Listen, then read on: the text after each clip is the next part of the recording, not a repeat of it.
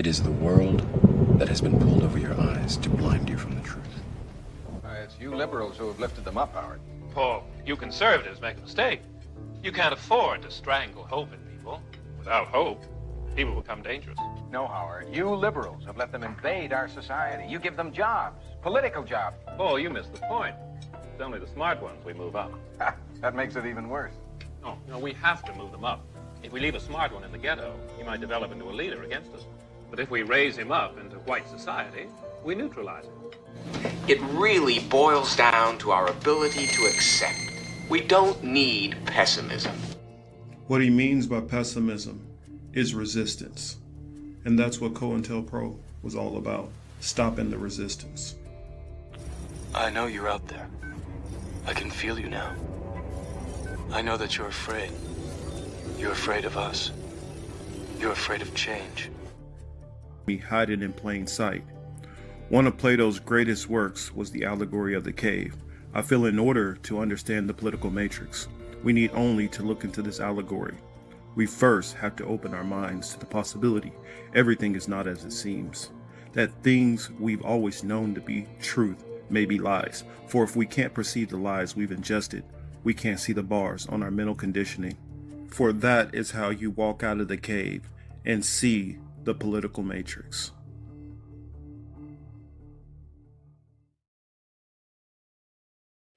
Hello. It's Political Matrix. I am your host, Marcus Young Morpheus Cage, and I am happy to be with you all. I titled it Open Conversation because there's been a lot of things going on in the week, and I didn't really have the time to do my typical deep dive and research on any specific topic, though, of course, I've still been kind of keeping myself abreast of most of the situations and most of the stories that have been going on this week. It's just that I didn't have any specific topic that I wanted to really weigh in and do and deep dive. So I decided I would leave it as an open conversation. So anything that anybody in the audience has been kind of paying attention to, anything they wanted to go into, we could talk about it. Also, it left it open for Teal, any topics that she's had on her mind that she wanted to get into. And that also leaves an opening for any kind of conversations that we want to talk about that doesn't fall into what you would consider a typical political matrix type topic. So I wanted to leave it there first and say a shout out. I see Yonina is in the crowd and I see Lainey is here. Thank you so much for joining us. I will, in fact, I might just put a link in the chat just in case anybody would like to come up and talk about a topic that they have in mind. So that's what I'm gonna do. I'm gonna go on ahead and I'm gonna grab the link. That way, any of you guys that want to hop in here, you can definitely hop in. I know, Yonina, it's been a while since you've been up, and I'm pretty sure you probably would like to hop in and say something. So actually, before I do that, let me read some of these comments, see what you guys are talking about. I know it's been interesting going on with a whole lot of the whole Barry Weiss stuff and what she's been doing with CBS, and the ratings have been horrendous for the kind of publication that they are. We're dealing with like easily millions and millions of dollars. And it's kind of good to see that some of the corruption and propaganda that the Ellisons are trying to do is actually getting some pushback. And it's good that everybody is not just accepting it and moving on with talking points. I've even saw how they're pushing Noah Tishby, and they want to push people like Dershowitz, and it's just funny to me how in some strain of the Zionist mind, they believe that Barry Weiss is an excellent tool to be able to put out there that's going to help convince people. I think it's hilarious, but whatever, do whatever they need to. Let's see. Westmore voted vetoed the reparations bill and it got overturned. Really? And let me look that up. Wes Moore and the reparations bill. I know the ones in California, a lot of times don't pay attention to them because what typically happens with the reparations bills, especially in California, a lot of it is performative. And so what I mean by that is some councilmen will put out a reparations package on how they feel that it should be laid out, who qualifies for it, how they want to do it, all the different ways that they want to deal with the reparations. And then what will happen is it will go through committee. All of these things will get stripped out of it. And then it basically kind of makes it kind of null and void because it turns it basically back into some kind of a survey. So it's kind of a waste of time. Steak knows what you did. I don't know what that means, but that's funny. But yeah, I don't know. I'm trying to look up more on that because I don't know anything about let's see, what's more reparations bill. So let's see, what do they have as far as? Yes, in May 2025, Maryland Governor Wes Moore vetoed a bill to create a state commission for studying slavery reparations, arguing that Maryland had already done enough research and it was time for direct actions to close racial wealth gaps. Though the legislature later overrode his veto in December 2025 to pass the bill anyway, creating the commission, Moore, the state's first Black governor, said there was enough study, but lawmakers disagreed, overriding his decisions to focus on implementing solutions rather than more research. Aha. So now I get why he went against that. The reason why because when they're trying to open up another commission to do more studying, that's just another excuse to try to pretend you're doing something without ever getting into anything. And he's like, no, we've done enough research. Let's get to a point where we're going to figure out what actions that we're going to do. And I can agree with it if that's the standpoint he's coming from. But just use me as a source. Half of SF has power outage. Oh, wow.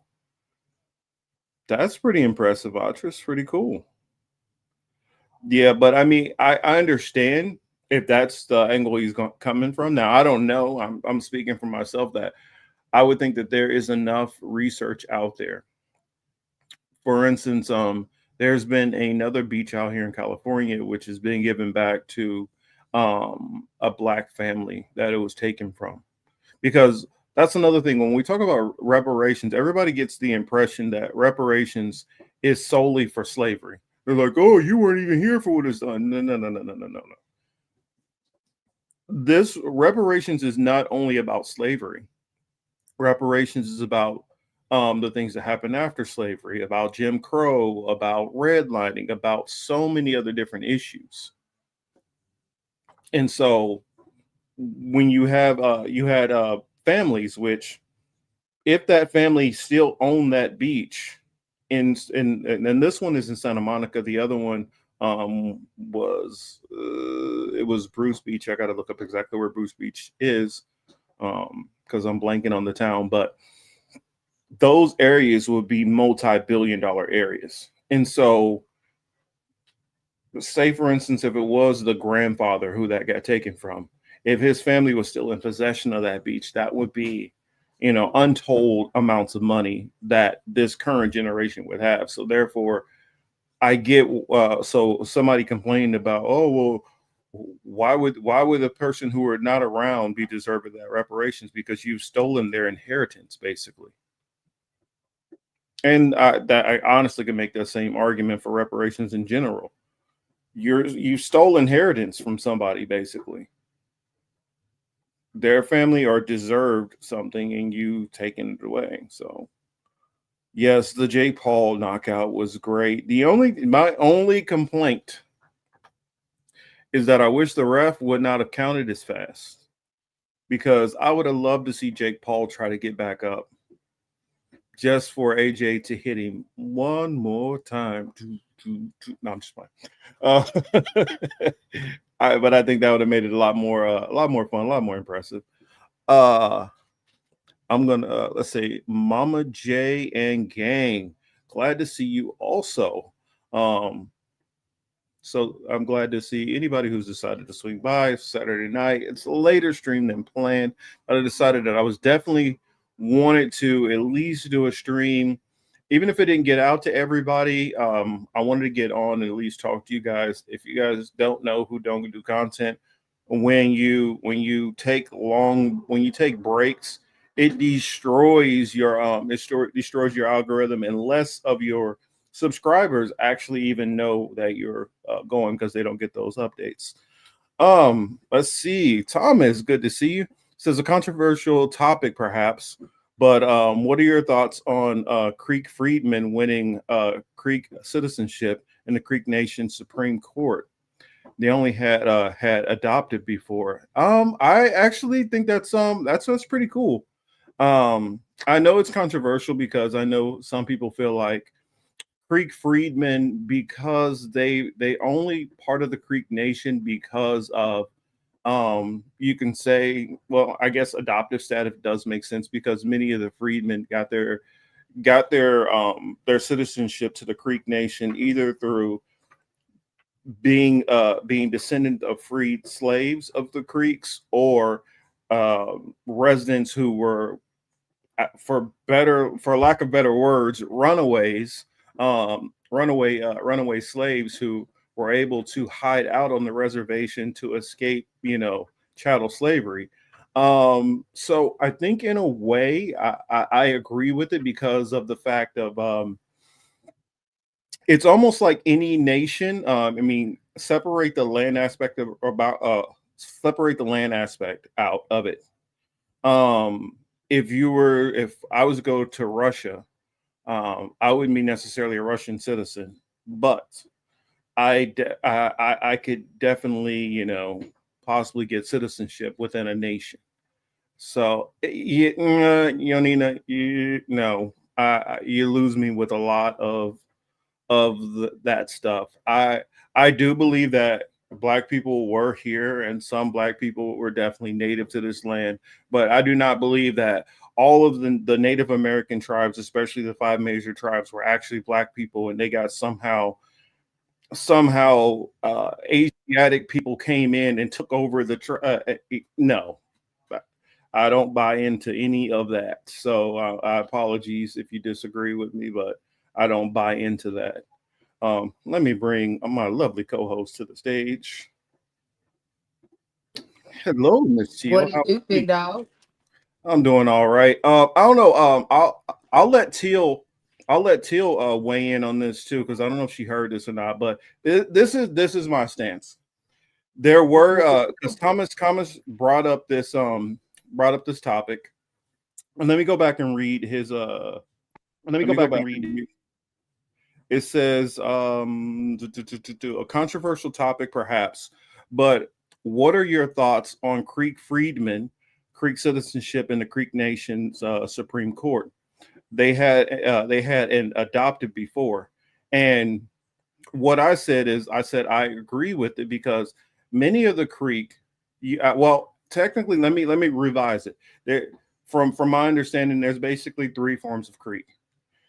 You have some who, yes, there is there's Creek blood, and I'm talking about the freedmen being black Creeks. Some there's blood from mixture. There's some who they were a part of the Creek Nation from slavery, being enslaved to the Creek tribe, and then there were some who were basically given a form of freedom from escaping chattel slavery into Creek land and being allowed to escape chattel slavery. And my stance that I come from is, yes, there were people of African descent who were here, and that I would consider native to this land. But I have a hard disagreement with Yonina as far as that. No, Black people were actually the real natives who were here, and the Black people were the Choctaw and the Cherokee and all of the different tribes. and that they were reclassified. I do not buy that. So I don't know. I said a whole lot. So what is your thoughts on it? So wait, so your stance is that the blacks, so hold on, so black people weren't indigenous to this land, thus they aren't Native American? No, I'm saying that when we talk about the Creek and the Choctaw and all that, I don't buy that those tribes that we know of throughout history were black people, and somehow they got swapped out for Asiatic people who came in and now became the new Creeks and the new Choctaw and the new, get what I'm saying? All of the different tribes. Now, would I say that some of the tribes were people of so-called African descent? Because yes, I believe in the out of Africa theory that we all came from Africa at some point in time. Would I say that? Yes, that some of the tribes were, and I could even point to certain tribes which I believe that I can see more evidence for that, like the Seminoles, for instance, and some of the other tribes that were down in certain parts of Mexico, but now, are you just saying that based off of like physical characteristics, like because you could look at them and be like, oh, you got a nigga nose? Like, are you saying in that manner? No, I'm doing that off of like just some of the research which I've been able to find, that it looks more likely that some of these people did have more African features. And not just off of the Olmec head and stuff like that, like extensive research, and then also research off of journals of people who had first interactions, and then also basing some of that off of some of the literature and timetables of when certain tribes were leaving out of Africa and interactions and trading with native groups here in the Americas. Okay, so being that I know where my Native American roots came from, and I'm black, I just happen to be light. There's a difference. I need people to start understanding there's a difference between light-skinned and mixed. That's one thing. People immediately assume just because you're of a lighter skin tone that you immediately have to have some type of white somewhere down your lineage. Sometimes that's not the case. So just going off of that, I'm not going to agree with you on that. So I'll say it like this. I've been to many powwows. I'm Metapanai. That is a tribe in South Central Virginia, as well as Northern North Carolina, all the way down to the Gullah Geechee region.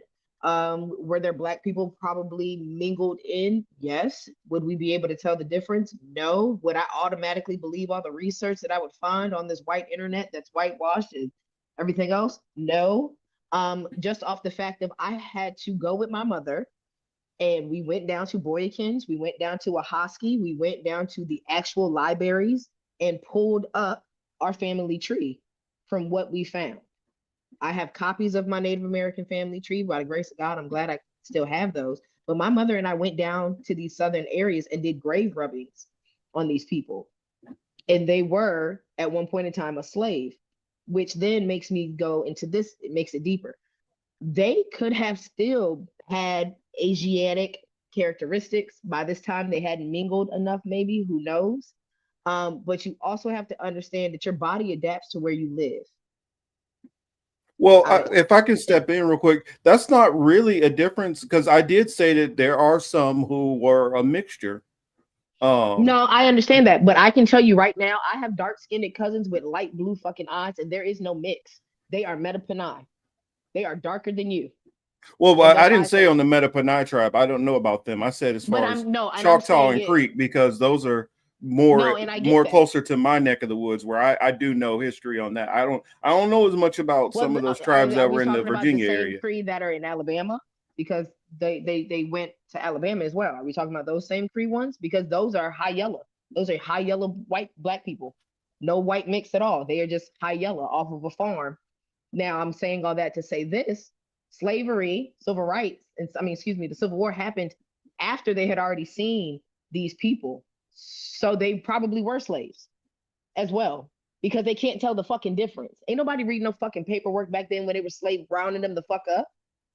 Oh, I know that. Yeah, I mean, the Cree might have some characteristics or You know, Seminoles, Choctaw, they didn't give a fuck. Are you a different color? Cool. We're rounding you the hell up. So now everybody's in a mixing pot. Everybody's together. And then let's also get into the great migration of all of the tribes in the first place. That at that point in time, the only people that knew they were different tribes were the tribe people at that point. So now you're telling me that we got Crees, you're trying to classify this one section of Cree as if they weren't mixed mingling with Mattaponi, Cherokee, Seminoles, Blackfoot, all of these other tribes. Like at one point in time, it's regardless of the situation, I'm happy that they're being recognized. I could care less in reference to like federal recognition at this time where there's so many other things that need to be focused on besides saying that now you get to be a person. But at the end of the day, they ruined our history. So I don't believe any of the research in recent years that they could say about these people, but I'm glad that they are getting recognition. But are they really Cree by blood? Can we really do blood tests? Are they really 100%? Nobody fucking knows, and nobody's really gonna take the time to do that fucking blood test to have their shit. Let me finish. I Push agree. through 23andMe, and it gets passed off to somebody else anyway. Like I'm not gonna trust the Jews to tell me who the fuck I am.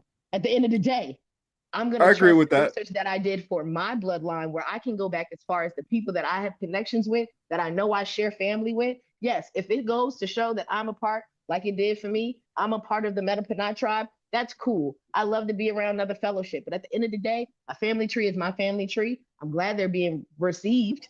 I'm glad they're being seen.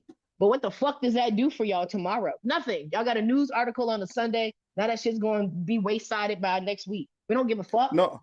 Well, I here, then I'll ask another question, because like I don't really disagree with any of that. I think my main disagreement, because I can't speak from which tribe to which tribe, whatever. I mean, there's too many tribes to me to be able to speak with authority on what was the makeup of every tribe. And because I already said that I do believe that there were Black people who were here who were native tribes, well before any kind of intermingling, mixing, or whatever. I've stood by that. That I believe that some would have been more of an Asiatic phenotype, some would have been more of an African phenotype, some would have been a little bit of the mixture. I've stood by that because I believe that some of that mixture even came before the out of Africa theory. You get what I'm saying? So what I would ask is, from some of the people who, a lot of the Black indigenous movement, a lot of them believe that no, basically it's like 90-something% were Black. And then all of a sudden, these Asian people came in and took over. And then there basically was no transatlantic slave trade. And basically all the Black people who are here are basically the natives. So I'm asking, do you buy into that theory?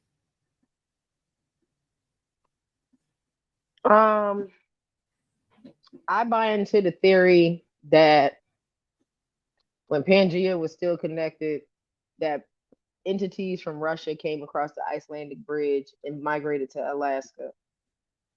And then those same Asiatic people migrated from Alaska down through Canada.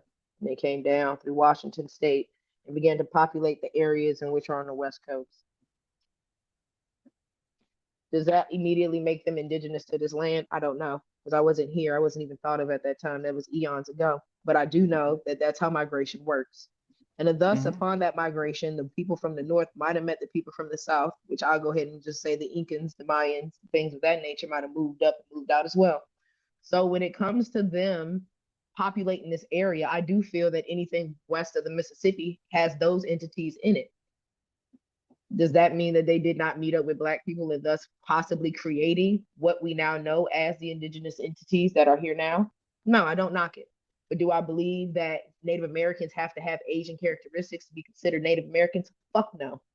I'm not saying that either. No, That's not what I'm saying. I know you're not, but I'm making sure that I make that claim evident, because I don't want anybody to try to put words in my mouth later on down the line after they see the show. I'm not saying that, but what I am, I'm not saying that all Native American tribes are Black people. I'm not saying that it's all niggas. I've never sat on the throne. I am pro-Black. Do not get it twisted. It's me before anybody else. I promise you that. But in the same line, I got to know where my Indian heritage came from. In my Indian heritage, we look Black.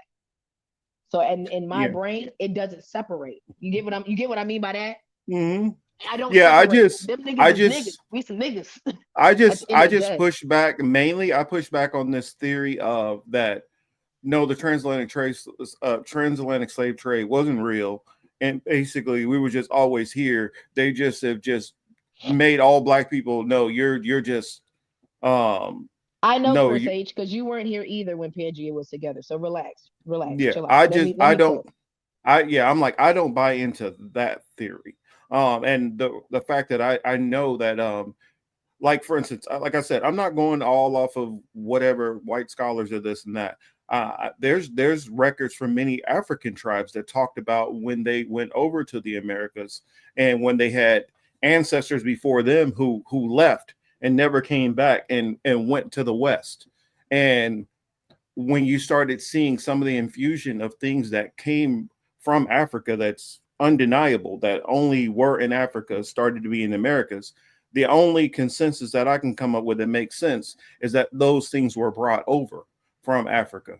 And so therefore, whatever time period people want to say those people came, this was well before Europeans got here.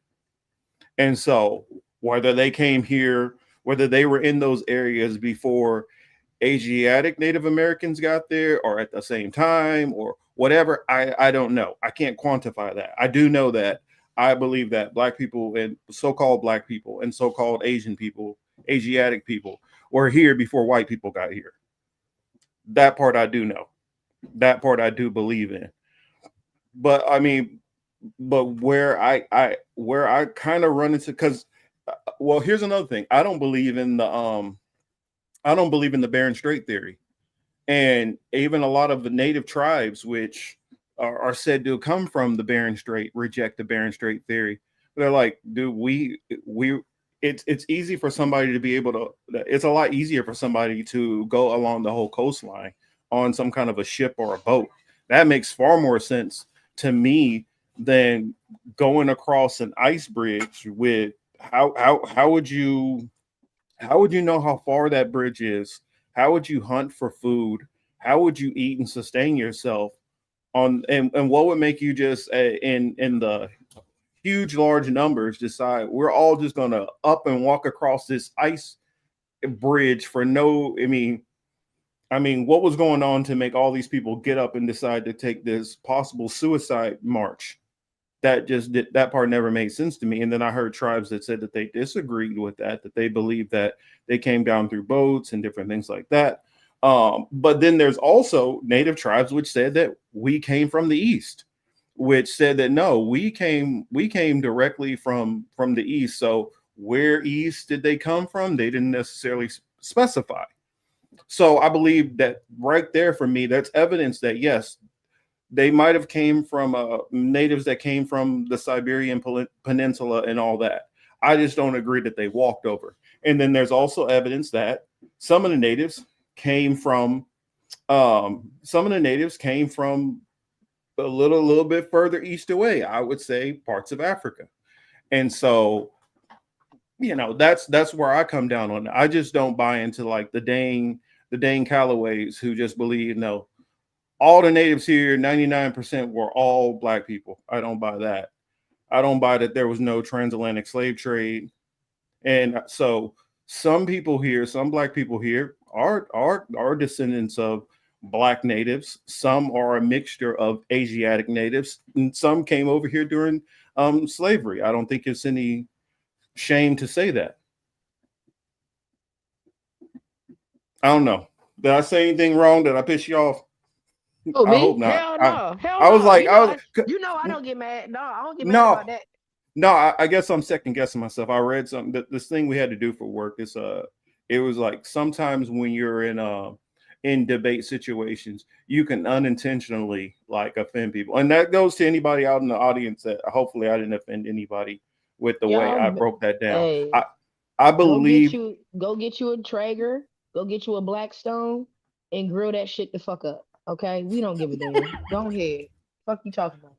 Yeah, Yeah. I just believe Yeah. I believe that it's especially like when I look at like the Seminoles and a lot of those tribes that would have been in the Southeast. I see a lot of evidence for tribes in the Southeast. Now, I don't know if I don't know if it's mixture, this, that. I don't know all the ins and out, but I do see So evidence that the tribes in the Southeast definitely before the transatlantic slave trade, many of them showed to be darker. yes, because and that's another thing. So wait, I need more people to come to Jamestown, motherfucker. So y'all know anything about me? I grew up in a town where we are the first settlement. That's where I'm from. I'm from the first settlement on the East Coast, Jamestown, Virginia, right? That settlement, the reenactment, it's still up, which I find it odd, but they still do. We are the only state that has the largest live museum in the country. Did you know that? Mm-hmm. Williamsburg, Colonial Williamsburg, Jamestown, Yorktown, because they have people that come and do that shit.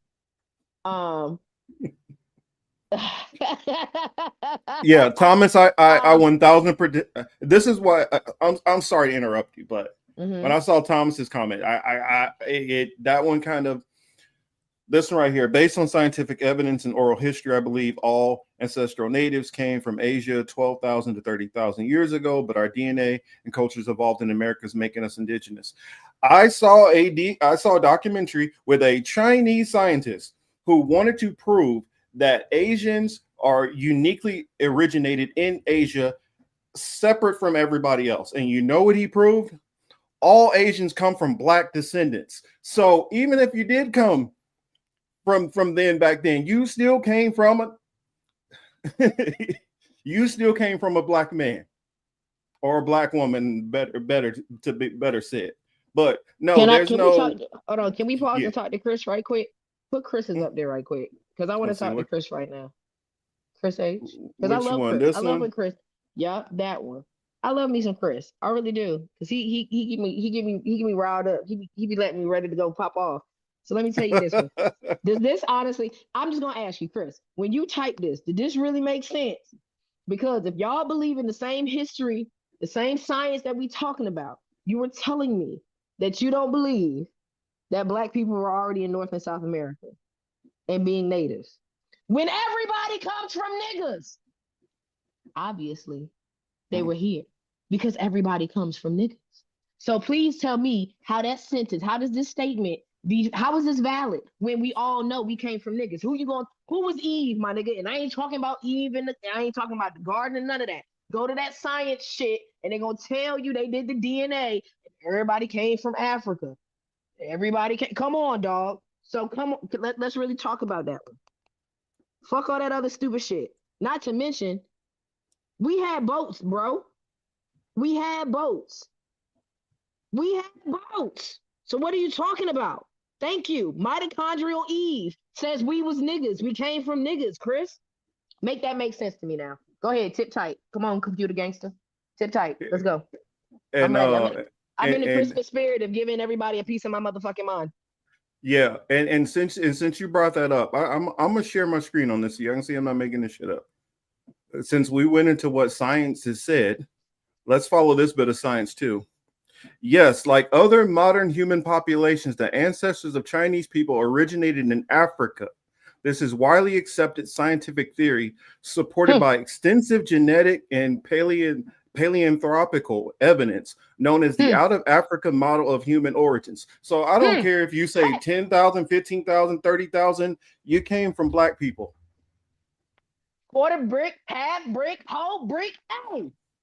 So still even if you had more Asiatic features, and that's the reason why I say I believe that some had Asiatic features, some did not, some are lighter, some darker, whatever. You have that within the African continent without any mixing. You have people who are lighter, who are darker, and all that because the African gene is able to make all of the different phenotypes, colors, shapes, all of it. And so therefore, you're going to have some who are a little lighter, some a little bit darker. Now, I want to show y'all when you go to certain regions, can that affect your phenotypes a little bit? Can it have some play? Yes. Because the whole when it comes into white people, the whole lighter skin tone is a recent phenomenon within human history. That is more recent. So everybody had some forms of melanin, being a little bit lighter or a little bit darker. So that whole thinking that no, natives are completely separate from that, and they always had these. Oh, here we go. You get what I'm saying? There was Hold always on. the difference. You see this chocolate woman right here with all this pretty long ass hair? Hold on, let me This is my stop mother. sharing. Put that on. This the is my there. mother. This is my mother. This is a half Haitian, half Metapanai woman. Chocolate is all get out with the Pocahontas hair. That's me. This Marine right here, that's my father. He is not mixed. He is not part white. That's a nigga. Well, Till, to add on to that, did you know that most of the black people within the Americas actually show less mixed DNA than Nigerians?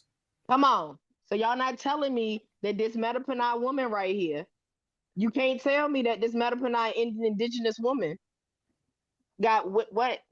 They all don't have to have Asian characteristics. My mama was chocolate as hell with long, pretty hair. That's her shit. She ain't wear no weave. That's my mama shit. Best believe it. Look, there go my Aunt Dorothy. She's Metapanai. These are Metapanai people. This is my altar. Matter of fact, here's my papa, who is also half Cherokee and Metapanai. His mama's hair was all the way down her back. No white. His daddy was a pastor, black. My mama and her, there you go. My mama and her Metapanai ass grandmama right there. She is the reason this woman got, come on now, don't play with me. I know my ancestors, baby. I know my peoples. Don't play with me. Mm-mm. Mm-mm. Yeah, We did our shit. And if I start showing you, and believe it or not, in my family, I'm considered on the darker side in my family. And we're not white mixed. So you feel me? And also let's go into the Caribs and Tainos. The Caribs and Tainos definitely do not look the same as, you know, what you would see modern Native American tribes. They definitely have more of a more of an Inuit kind of look. They don't have that more Inuit kind of look. And so that's the reason why I disagree strongly with that whole belief system that majority of the Native Americans were, you know, more of an Asiatic look. I believe it. To be honest, I believe it was easily a 50-50. I mean, it was a coin flip, in my opinion. Me too. And I'll agree with that. I'll agree with that wholeheartedly. I feel like it's a 50-50. I honestly feel that anything past the Mississippi River is when it started changing. I think the West Coast has a concentration of them being more Asiatic. That's why I said Washington, I would agree with that. Down to like the Baja Cali to the Mexican area. Boom. They're that indigenous where they have more Asiatic rock. On the right, on the East Coast, it's niggas. We have, but as soon as you pass that Mississippi River, is when it starts mingling. Something about that delta, it gets the cross mingling, and then as you start going out west, your body has to, like they said, you have to evolve to your area. You have to evolve to your surroundings. If you are receiving assistance, if you fucking had a wagon fucked up in Oklahoma, you're not asking John and Mary to fucking help you. You're gonna ask Chief such and such to fucking help you. And they might have Asiatic fucking characteristics. And now your blood is mingling. Now y'all are evolved. And now you do have some of those characteristics, but you are still Cree, or you are still Metapanai, or you are still Cherokee. Yes, you have part black in you, but now you've mingled with the indigenous tribes that have more Asiatic DNA. So now so it's not that you've even diluted any of your indigenousness. You've just altered it. It's no dilution. You're just different now. That's how I feel. End all be all. To get back to Thomas, yes, Thomas, because my mama be damned if I didn't know my heritage. And we lost so much paperwork. We lost so much stuff. I'm enrolled. My mama's enrolled. I got my scholarship to pay for my first freshman year in college. Thank you, Native American tribes. But baby, I wish I had a little bit more DNA in my body so I could get me a casino, goddammit. And that's my jokey joke for today. That's my jokey joke for today. Because them niggas ain't give me no casino money. God damn. Like I almost wanna see if I can find any pictures like my grandparents show you guys. I normally don't like to. My great grandmama Laura, baby, all of them dead except for my daddy. God rest their soul. But like my great grandmama Laura, that light skinned lady at my mama's wedding, her hair was down to the floor, baby. My mama used to braid it. It'd be a big ass braid down to the floor. It'll take you to. Oh yeah, let me. Page unresponsive, of course. I got too much going on mine, so I ain't even gonna pull that up. But I would definitely agree with that, because when you start seeing, especially even into the Caribbean, I mean, there's a different look. Thomas, when you getting on the show, Thomas, because you smart. When you getting on the show, Thomas, because you picking up when I'm putting. Man, I've been trying to bring Thomas on forever. Thomas, I've been trying to bring him on forever. Thomas don't want to never show me no love. That's all right though. I've tried to bring Thomas on forever. I've told him for the longest. You got to open invitation. That's what I was telling you, Chris. So now I'm talking to Chris again. That's what I was telling you, Chris. When they come from Alaska, like I told you, those are the Asian. Those are pretty much the Asian immigrants. That's what I'm telling you right now. The only way that the Canadian natives would even look somewhat black is if they came from the Crees that were in New York, Maine, areas like that. Well, also the Inuits too, coming out of Alaska and stuff. And that's why I feel that they have more Asiatic characteristics, because of the Inuits. They came and they sat there. You feel me? But that's just me. No, I agree. Yes, 1000%. Yo, Nina. Yes, my mama was the hair braider of the family. My mama was the historian. My mama was really in tune with keeping making this known that I knew where I came from and my history from, and she was always a history buff for my family. So and unfortunately, I don't really care for my mama's side of the family, to be honest. So I love the history aspect. I'm happy with continuing it, maybe when I have a kid, but my mom was my history buff, so she was the one that kept me up the par. I also found why my mama used to listen to Bobby Hemmett. I found her Bobby Hemmett tapes. I said, "Oh, my mama was woke before woke was cool." I say, "Get the fuck out of here." We didn't land on Plymouth Rock. Oh, sorry. Plymouth Rock landed on us. Face ass. Excuse me. I apologize for that burp in the mic. My apologies. But yeah, Chris, that's because I mean, like Thomas and I are saying, more sun in the southern regions. We darker. We outside more. We playing outside in the dirt. Things of that nature. More on the West Coast. They get detrimental snow, so they're in their inhabitants more. You know what I'm saying? Rest my grandmother's soul. But here's my grandmother. See what I'm saying? So. Is she the one that just passed? Yeah. Who was almost 100. 100, yeah. So yeah, this is my grandmother. When I told you out of Oklahoma. But yeah, I'll stop sharing. I tend to share everything with you guys, but I keep the family out of it, because weirdos out there, they'll try to go after your family and stuff like that when they don't like you. So just try to be careful. I want y'all to say something about me and mine. I had you go talk to her personally. And that's what I was telling. That's what I was telling Thomas, with him being Choctaw and stuff. My grandmother falls into those same roots. He got it. Choctaw right there. Yep. And that's what I'm saying. Now, if you see my grandfather wasn't native, and that's where it gets that mixture, because my grandfather was very dark. And that's what I'm saying. I'm pretty sure my grandfather, DNA wise, probably went back to, I would say, probably Nigeria or something. And so I know that there's all of these different mixtures going on within me. So who you asking, Thomas? Are you asking because I believe he's talking about me? I was about to say, because you're Afro Choctaw. I'm Afro and I'm Afro Cherokee, Afro Metapanai. And like I'm saying, I'm not saying I'm 75%. I'm not saying nothing crazy like that. I'm saying that I know that there is some of that same blood that's running through me, that somebody like Thomas would be basically a distant cousin in a sense. Just like most of y'all out in the chat, I got a little bit of everything in me. So I mean, Nina. Because my pull-up game is even stronger than hers. That bitch drove 3 hours to give a white man a piece of her motherfucking mind. Baby. I loved it. This is something also that I always like to bring up, and I'm glad that Hamza brought this up.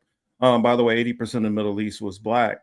That's very true. But what they do is they go on, and this is why I say, who knows what the different natives and stuff like that? Because if you go back far enough, in my opinion, you see what started to happen, and when you started to have all of these different empires of people with more lighter complected skin start coming in and dominating, that's when you started seeing some of the changes happen within Egypt in particular. And that's when you started having this new Arab population, which Arab just means mixed. Mostly all that is, they just start mixing.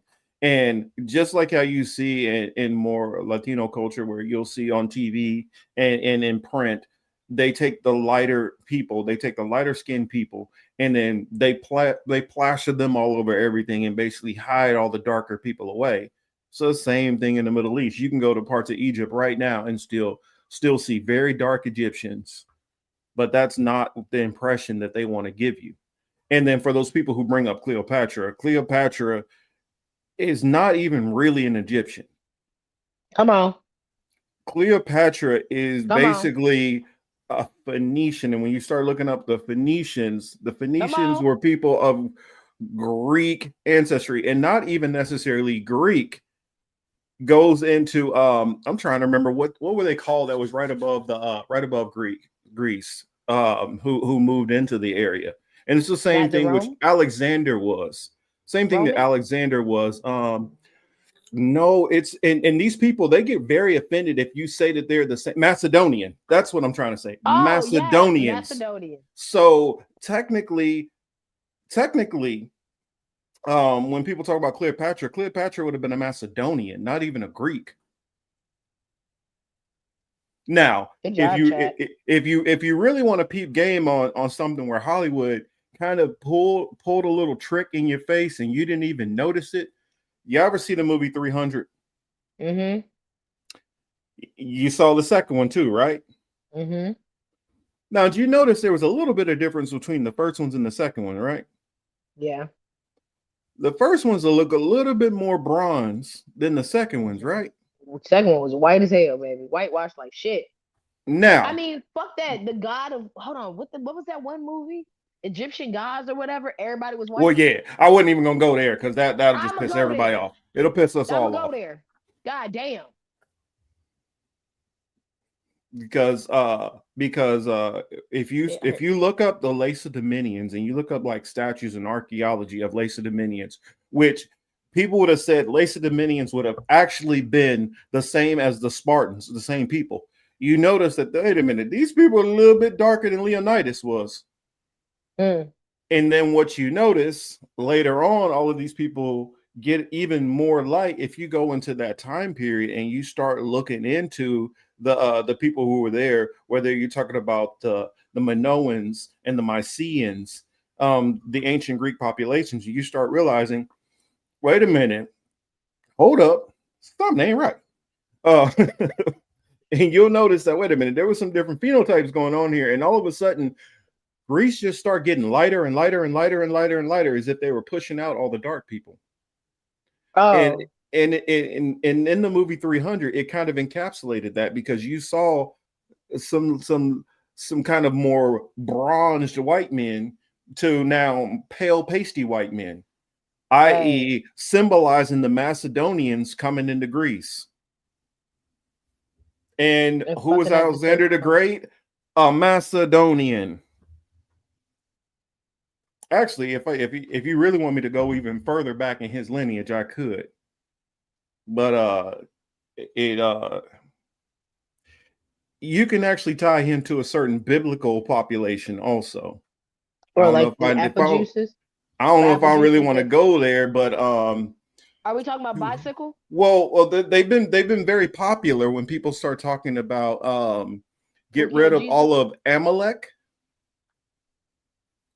One of the last descendants of the Amalekites actually fled into Persia, and then fled from Persia into Macedonia.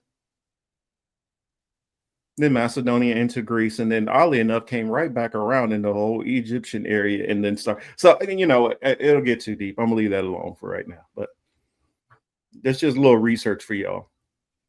Yeah, the new David movie. I can't watch anything that any of those movies where I see the phenotypes of these people being super pale. I just can't do it. I'm sorry. Hamza be smart as hell. Hamza Oh be in yeah. my inbox. Hamza smart as a bitch. I just got a shout out. Let me give Hamza some flowers today. Hamza, you get I flowers. always today. keep trying to invite Hamza on too. I be trying to bring Hamza on. Hamza smart ass. He be sending me shit in my fucking Instagram inbox. I be like, Hamza, what is it today? And then I click on it, right? I be at work. This is the other thing. I can't. Hamza and Twitter are the two things I know I can't open up at work no more. I got at least. Not safe. I got it. It's not safe. I gotta go to the bathroom. I gotta go take my daily walk or some shit. What is that? That NFSW or whatever? I don't know. Yes, not suitable for work. But his don't be. But his don't be like some dirty stuff like your friends sending you inappropriate pictures or whatever. No, he be on some. How can we get rid of the apple juices today? Let me turn the volume down on this bitch. Hold up, Hamza. I click it. I'd be like, oh my god, what is it today? And you'd be like, did you know that the apple juices were responsible for this? I'd be like, damn, are they? Let me go for a walk real quick. And I'll be outside walking, listening to I have the phone next to my ear because I got to turn it down all the way. And I'd be like, damn, Hamza, you right. They did do that. You crazy as hell. Next day, aliens. Want to talk about that today? God damn, Hamza. But the motherfucker know what he talking about. Because I ain't going to hold you. Hamza will fuck around and send me some shit 2 weeks before it even like really gets popped. Oh shit, is Streets in the building? You ain't seen Streets? You missed him the whole time? I did not know Streets was in the building. What's up? That's who said the new movie David. That's who was popping off in the chat. Streets been in here for a couple of shits. He was talking about 300. Is Streets a movie buff? Because he was because he knew exactly what time it was. He was like, nah, them Persians and shit. Go this shit, Street. Come back soon. But yeah, Hamza deserves some flowers with the shit that he be sending in my fucking inbox. Shit, yeah, I'm scared to look at it sometimes. Well, this is and going back around to the conversation that was brought up about the natives and stuff like that. When you understand how that whole cradle to civilization, where mostly everybody was at, and the turnover and people and the migrations and this and that, that's the reason why even before getting into any other recorded history, this and that, this is the reason why I know for a fact that any natives had to been of more mixtures than what are thought of. Now, granted, the Asiatic people. Now, granted, this is where I'm gonna jump to the Bible a little bit. I know some of y'all don't like that, but when it starts talking about certain groups when they left, when they started leaving out of the Levant, and it talked about a certain group of people who they went to the east. And when it goes into those people who kept going to the east and went further to the east, when you look up certain gods that were practiced by certain groups of people who left from that area, they look very much like Asiatic populations. Now, I don't know. I don't know if my Bible buffs out there know which groups I'm talking about, but that's why I'm just sprinkle this out there, because if you're inclined to do the research, I think it'll send y'all down some rabbit holes to start learning some things. But for now, I'm just sprinkle it out there, and I'll give it back to you too. So what else happened this week in the week of week? We had the Rob Reiner. We got to talk about that. Rest in peace to him and his wife. That was pretty messed up. You heard about that, right?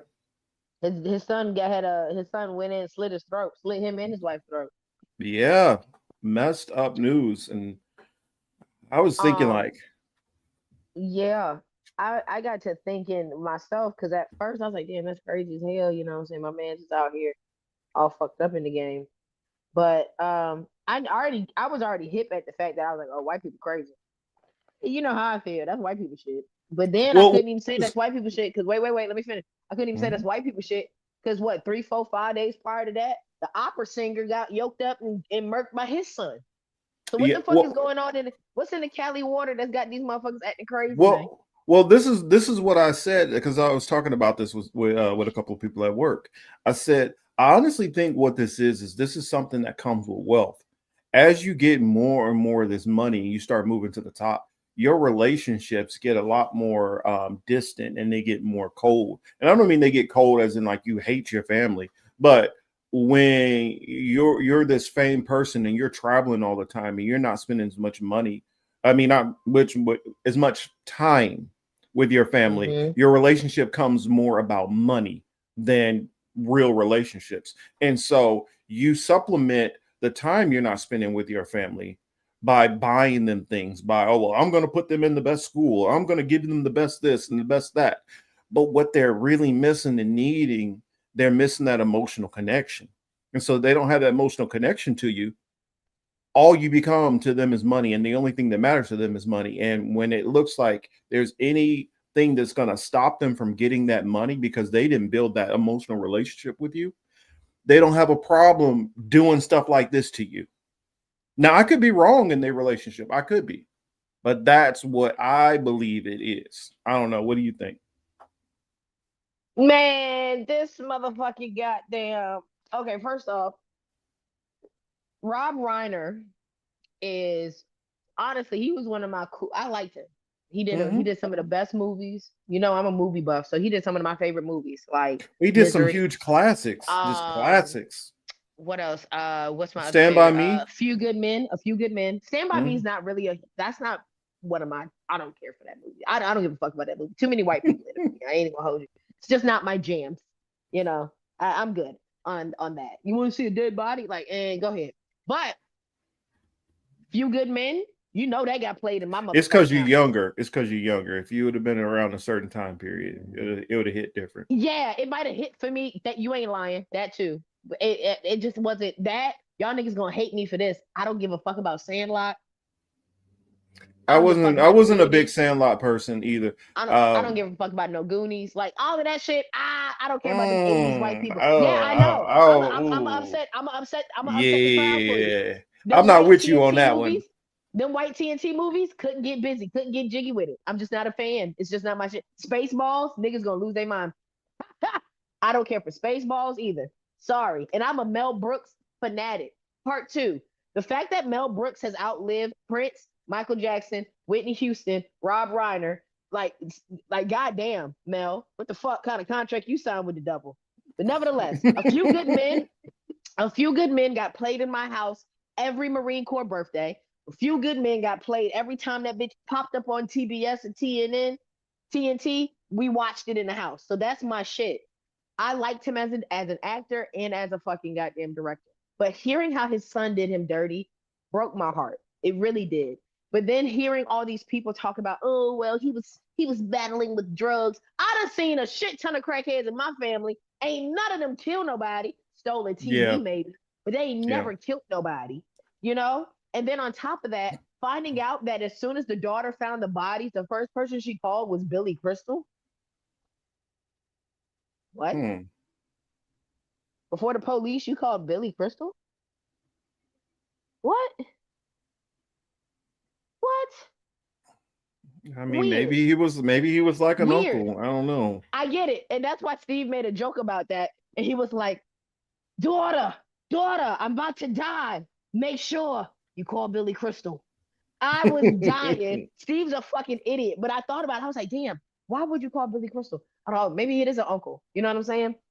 But just knowing that, like, your brother did your peoples in, your brother did your mom and your dad in, baby, cops wouldn't have been able to find him fast enough, baby. I'm just letting you know. That's how I would have took it. So it breaks my heart that we even have to have this type of conversation about the fact that this man really did his parents in, and now he's probably going to get off or go to the same. No, he go no. Ed Gein. No, wait. Check me out. He might go to the same asylum that Ed Gein went to and get to have the comfy ass life because that's Rob Reiner's fucking son. But that's the thing. They don't have them. They don't have asylums like that no more, really. Okay, you think not? Man, listen. Diddy is sitting in one right now. You get what I'm saying? You get my drift? He gonna get a comfy. He gonna get 3 hots in a cot, my guy. No, of course, we need to bring back. We need to be bringing back old, not even old shit, but we need old world shit again. I am dying on this hill. I don't give a damn if I'm dying on a hill that might even kill me. We need to bring the guillotine back. We need to bring out shooting squads. We need to bring out burying your ass up to your shoulders and letting birds pick your eyeballs out. We need to get back to old world shit. Smoke crack in your brains, a fucking fried egg in a cast iron skillet. Like, cut the bullshit. Because what I'm saying is, they already sat here and said, well, he was found out to have schizophrenia a couple weeks ago. He just got prescribed schizophrenia medicine. They're gonna ride that shit the fuck out. Give him an insanity plea and call it a day. I don't know. I think it's going to be enough people who want blood who he ain't gonna slide out that easy. I You know think what I'm even saying? he get the wrong judge who's gonna be hot. I don't think they just giving him a pass. Man, listen, that man, you can think what you want to. I looked at the shit. They already trying to get this man an insanity plea out the cup. They already trying, which is terrible, but they doing it. They're gonna get that man a nice little insanity plea. They're like, oh no. Now I'll give you another one. Like it was one of his big movies that everybody was raving about. And I'm like, I'm sorry, that one just wasn't for me. Like I couldn't even watch it. When Harry Met Sally, because you brought up Billy Crystal. Yeah, I was. Yeah, honestly, it's only because he was so iconic for those handful of movies. Now, granted, all of these different movies were iconic to different people. That's kind of the weird thing about it. Like you had a group of people who were huge on the When Harry Met Sally, and then you had people who Misery was their jam, and then you had people where American President was their jam, and then you had people like Yonina brought up about what was that one? The Princess Bride. I didn't watch that. It was at that certain point where I was like, some of these movies I'm just not really, not my thing. LBJ, that's another one. Bucket List for some of the baby boomers. They loved a movie like that. Rumor has it that's another one like that. Because he started making more of the kind of like romance comedy kind of, and at that point I was hitting my teenage years and wanted stuff a little bit more violent.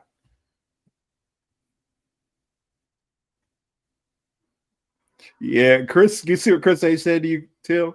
Man. Hey, Chris, I'm with the shits, baby. I ain't look, my history buffing skills don't just be out here trying to prove points on who's what and where they came from. Hell no. When it comes to that shit, when it came to when I was in history class in college, my teacher actually like broke off one day and was talking about just corporal punishment. Because I thought I was gonna be I thought I wanted to be Michael Bobby. Yeah, I saw that too, and you're right. He was really close to him because that's why I said he had to be close to the family, like an uncle damn near. They both directors, you know what I'm saying? They both directors too. But he also like from When Harry Met Sally, that being one of his big hits, being Bill Crystal's big hits. I think that probably something like a project like that, I think kind of fuses you together for quite life. A bit of time. Yeah. But no, we had a corporal punishment segment in my history class. When I tell you I ate that shit up, when I tell you I sat in the front row, my professor couldn't get me out his fucking face. Because yes, I am like, yeah, it's cool. What Jesus say? Whoever person without sin cast the first stone. Stone that motherfucker down. Stone him. I'm gonna come with the biggest cement block. I'm gonna come cement, and then it was just like we went through all of it from the crucifixions. Here, before you move on from that, I want to throw a little extra context in. Do you know that some people say that during that time when he say ye who was without sin cast the first stone, that he was literally just writing down, like scratching into the ground, and some people say that he was writing down all they sins, the one who wanted to stone her. Cold work, if that was what was really going down. That's crazy work, bro. I just wanted to put that out there. He was like, oh, you want to say that, huh, Mr. Gambling Debt? You want to say that, Mr. Murderer? Oh, you want to see that, Mr. Stealing from the congregation? But I don't know. I just wanted to add that little extra tidbit, but sorry, go ahead. But like we broke everything down. Crucifixions. We just started going through time because like even what how would you describe it? Like Neanderthal times and things of that nature, like when they were still in the learning process of making weapons and things of that, they checked each other. Poke, get a poke with a spear right quick. You gonna push your ass off the motherfucking goddamn cliff. You know what I'm saying? Down on the spiky rocks, you go. You know, shit like that. Like they understood that niggas had to be checked. There was checks and balances. That's one thing you can say that's older than the dawn of time was checks and balances. You know what I'm saying?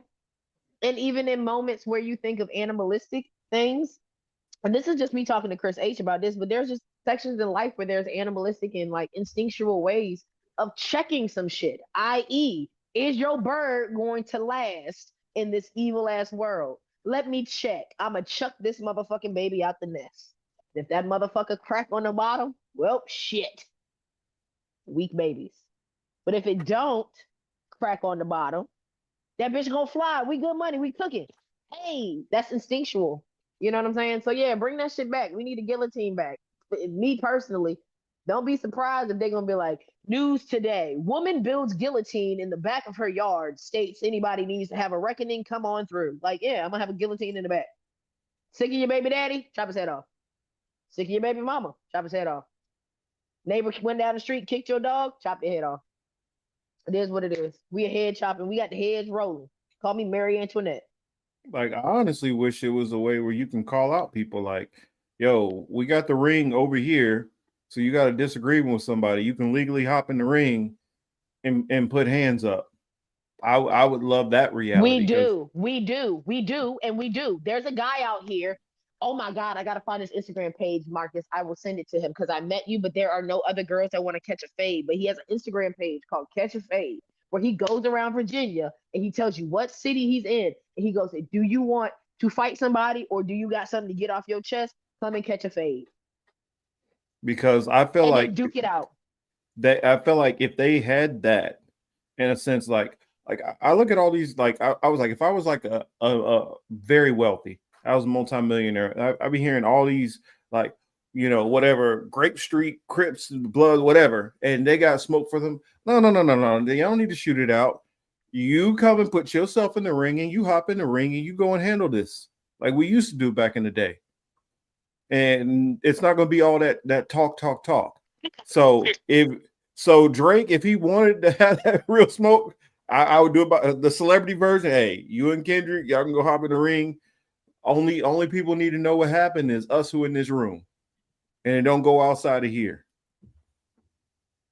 But I don't know. Some of those people might want everybody to know. Like, you know what? Televise mine. I want everybody to see the work that I put in on him. You know, pause, no kind of weird stuff. That's all I'm saying. I know how everybody is this pause generation. I don't pause no more. I just say the weird shit. Can you beat me? Can you beat me up? It's so freaking annoying. I'm like, am I 13 or something? Why do I gotta play this little weird kid game? And I know where it came from. Is because the two people who were saying all of that were going around saying suspect stuff for many years. And so they felt this need to justify. Oh no, I'm not saying nothing homosexual. Why are you so defensive? Huh? Why are you so defensive? You got something to hide? Because I feel like if you feel like you need to go this hard to convince people that you're not something, it's probably because it's a good possibility that you might be. That you might be. I mean, I heard rumors about Mace. That's all I'm gonna tell you. All I'm saying is, he went straight to goddamn church. That don't mean nothing. Everybody, I ain't trying to say Matt. Wait, no. It do mean something, nigga. You are the minister of music. We already know what them niggas do. Chill out. Because my mom talked about that she wants to come on a live stream one of these days. And I guarantee you, there's a story that I can have her bring up about a pastor we know back home. They got caught being trapped in the closet, if you know what I mean. That ain't getting caught. That's part of the job description after a while. He ain't get caught. He just got sloppy. He got tired. Mm-hmm. And I wish more pastors would get like that. Because I ain't going to look. This is where I'm at with it.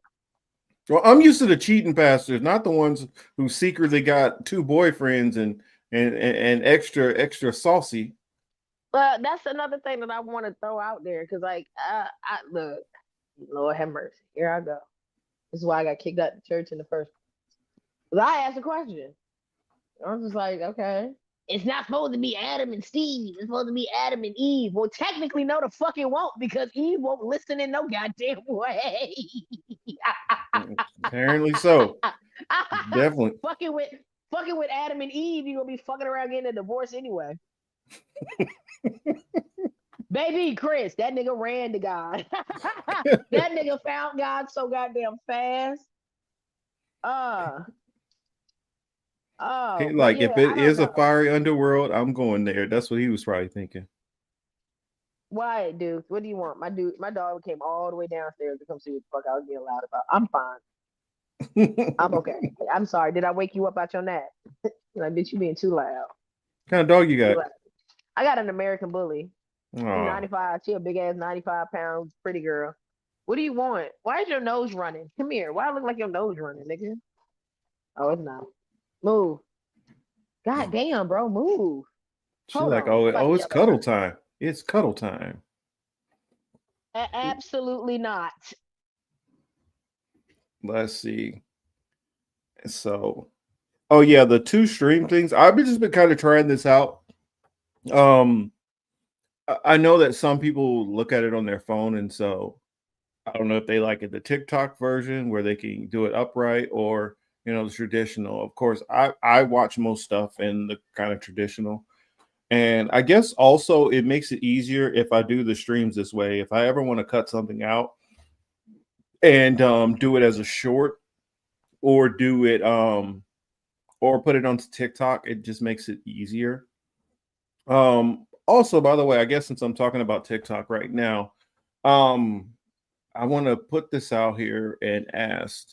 TikTok keeps I guess since I've hit some threshold or whatever, now I can do live streams on TikTok. And so I was wondering if I did a live stream on TikTok, and it would probably be more something like this where it's a lot less formal. I don't have like a bunch of different topics laid out where I'm just hopping on here, just kind of talking with everybody. Would you guys be interested in me doing some TikTok lives? And if so, would you guys be interested? I mean, me putting it out there that way you can come and check it out. Well, yeah, I try. I mean, I know that people have their different ways, and so I know that a couple of people, Thomas, that told me that they actually prefer it that way. So I'm like, okay, cool, that works. Especially for people who watch a lot of like TikTok type format. They prefer it. So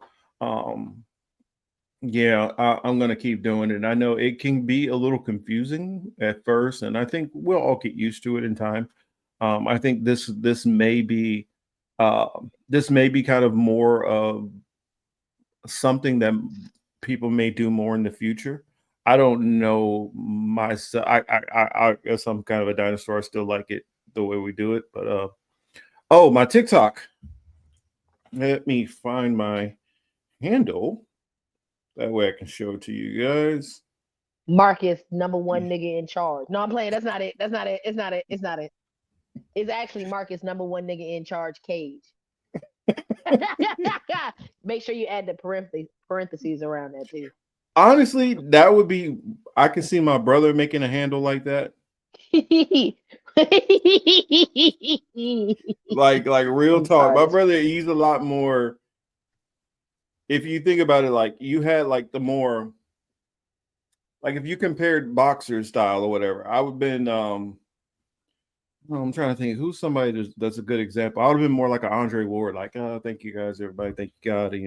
My opponent, it was a good fight. My brother was like the Floyd. Of course, I'm the greatest there is. I'm the greatest there ever was. Parentheses too, Chris. Don't forget the parentheses. Me and Chris, hey, can you please put your handle in the chat too? Hey, and so, hey, Till say hi. So it would be at Young Morpheus Cage. No, That's how type it you in the chat fund. so they can get it. Put it right underneath All right, Chris, all Mark. right, all right. Because I'll put it there. Chris forgot the parentheses around HNIC. It's cool though, but we're gonna get you the right.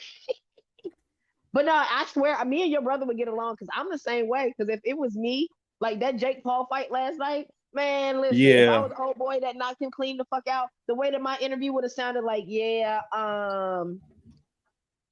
Marcus over here talking about it was a good fight. You know, Jake was a good contender. Nah, fuck that. I'm gonna in the mic. Give me the mic. I'm gonna hold the mic. On top of that, give it to me. He was a bitch. His mama did one thing in life, and that was give birth to two bitches. God dang. So yes, exactly. So at least she fulfilled her protocol by bringing these bitches in my life, so I can go ahead and knock them down. Next, his brother. Let's go. Go ahead and call me. Honestly, what I probably would have done, honestly, I probably wouldn't have agitated, so I don't think I would have been as my normal self. I would have said, honestly, I got frustrated with him jumping on my legs all the time. You can hurt somebody like that, so I don't have any respect for somebody who's going to keep doing that shit. Of course, I do have a certain amount of respect for anybody who's going to step in the ring, but stand up and fight like a man. Don't do all these little weird ass games and stuff. This ain't fucking WrestleMania. I get you wearing it on your shorts. And I would have said another thing is to the ref, I wish you wouldn't count so fast because I would have loved for him to try to get back up. I would have loved that. So that way, instead of knocking him out because he don't get up to the count, I would have actually wanted to put him to sleep. That's probably what I would have said. I mean, I have my moments where I'm not as humble. Hey y'all, I thought we was on pay-per-view. I didn't know we was on OnlyFans. The way that he was on his knees all night, I thought he was trying to do something else besides fight. So with that being said, if that's what he's trying to do after as a congratulatory thing, I'm with it, I guess. Y'all have a good night. Give me my belt. I am terrible. I'm an A1 shit talker, y'all. I got a PhD in it. Now, if I was the interviewer, if I would have been the interviewer to after the fight, I would have said, Anthony Joshua, congratulations on the great fight. I just got one question for you. Why were you giving him so much respect? Like, why weren't you just walking straight in and just knocking his head off? Why were you, actually feinting and dodging and worried about his punches back? I mean, it's pretty clear that he doesn't have proper training. He doesn't have serious punching power. He got like brawler, like dude who gets in a street fight power.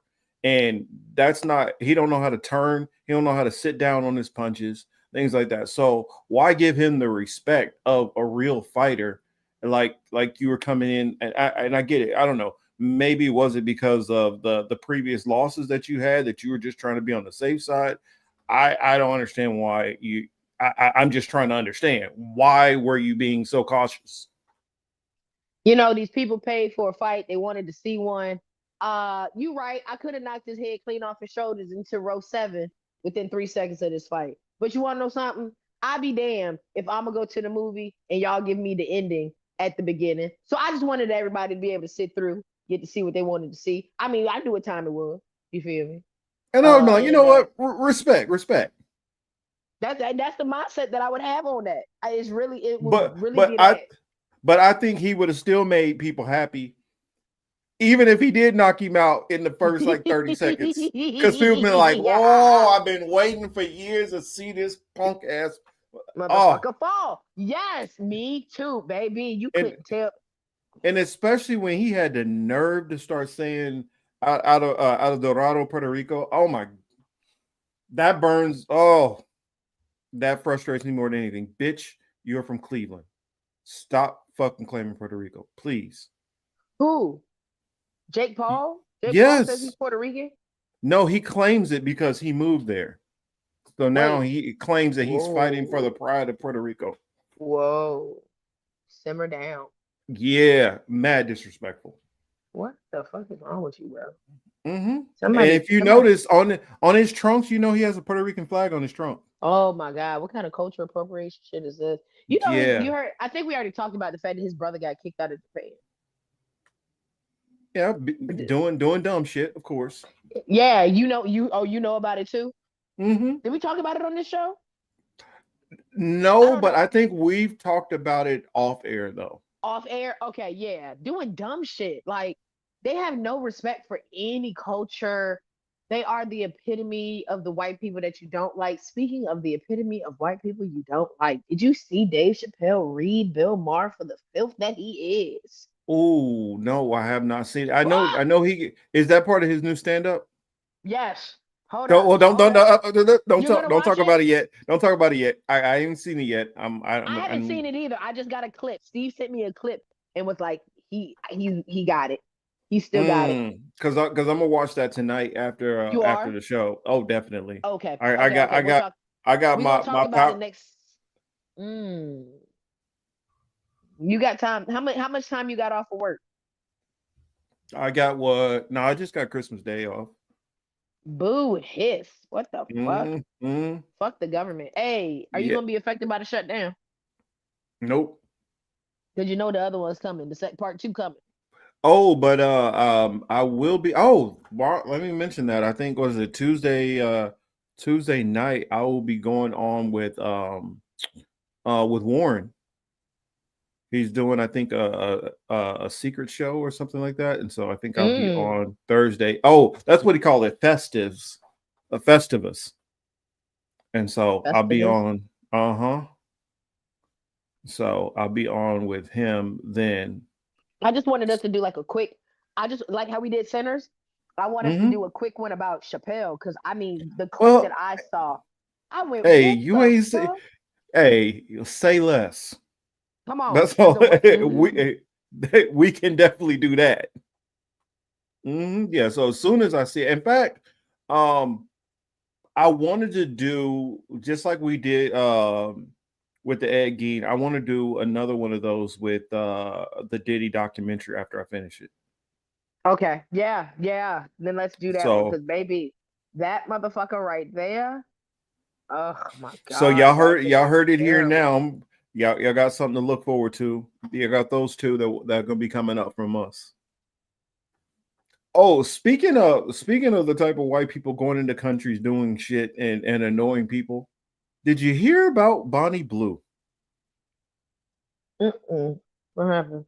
Bonnie Blue is looking at the possibility of 15 years in prison. What Now, she do? Was she sucking dick and what she do? Bonnie Blue went to Bali, Mm-hmm. and she is basically arrested and charged with because pornography is illegal in Indonesia.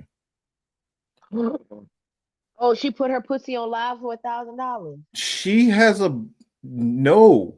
Oh no. She bought a van, or it's like a Mm-hmm. little truck. She painted it blue and she calls it the Bang Bus. In Oh which she no. rides around Indonesia, basically saying anybody want to hop in and take a turn, hop in. Mm. Yeah, that's what she's doing in Bali, But pissing what off do the you fucking expect? locals. But what do you expect when she banged 1,000 niggas in 12 hours? I know who she is. And honestly, I ain't gonna hold you. Disgusting. Her body ain't even all that. Her face ain't all that. I was getting there. I was getting there. Because obviously I said her body first. Because I'm getting there. Because if she was a bad bitch in the face, I would have been like, okay, at least she got a bad face. But her body ain't even, it don't even support the face that's on her neck. So like, boo. Oh, by the way, guys. So I've been working on trying not to cuss as much since y'all know I work around children and shit. So I got my babies to start throwing their thumbs down when they dislike something instead of like freaking the fuck out. Mm-hmm. So now I got third graders going around going boo. It is the cutest thing ever to walk into elementary school. They see me and they go, Miss Martin, boo, boo. I'm like, exactly, boo. That's exactly what you're supposed to do. Boo, boo that person, boo that kid. That kid cut you in line, boo their ass is loud as fuck. And if you And I'm got talking any of them who wear a hat, have them yank off their hat. Boo this man. boo this man, okay? I got these kids booing each other. And I'm talking about I had a kid come up behind somebody and boo him in their ear, like boo. God. It is the beautifulest thing ever. So yes, be mindful of how you talk around children. You were definitely speaking gospel to them. Remember that. Kids believe adults. No matter what it is, they will believe an adult and what you say is gospel. Make it at least good for them, and teach them to boo people in the public.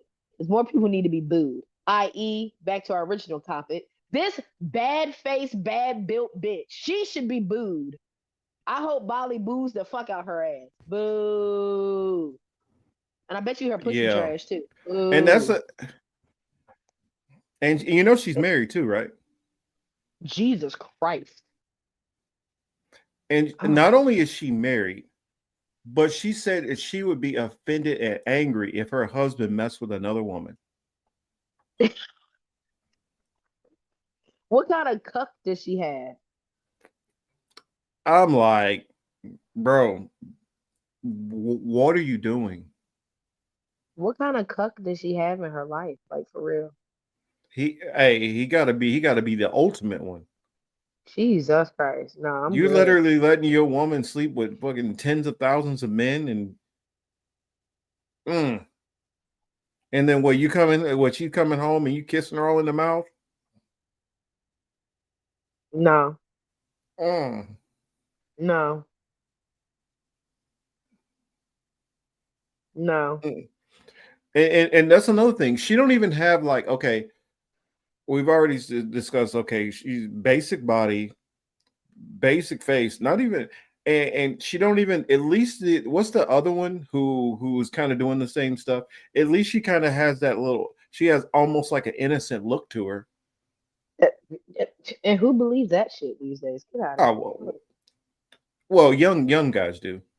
Young guys still fall for that trap because I don't know if this younger generation is much so, because I know definitely men my age and our generation got probably scarred from a lot of women who had that innocent look.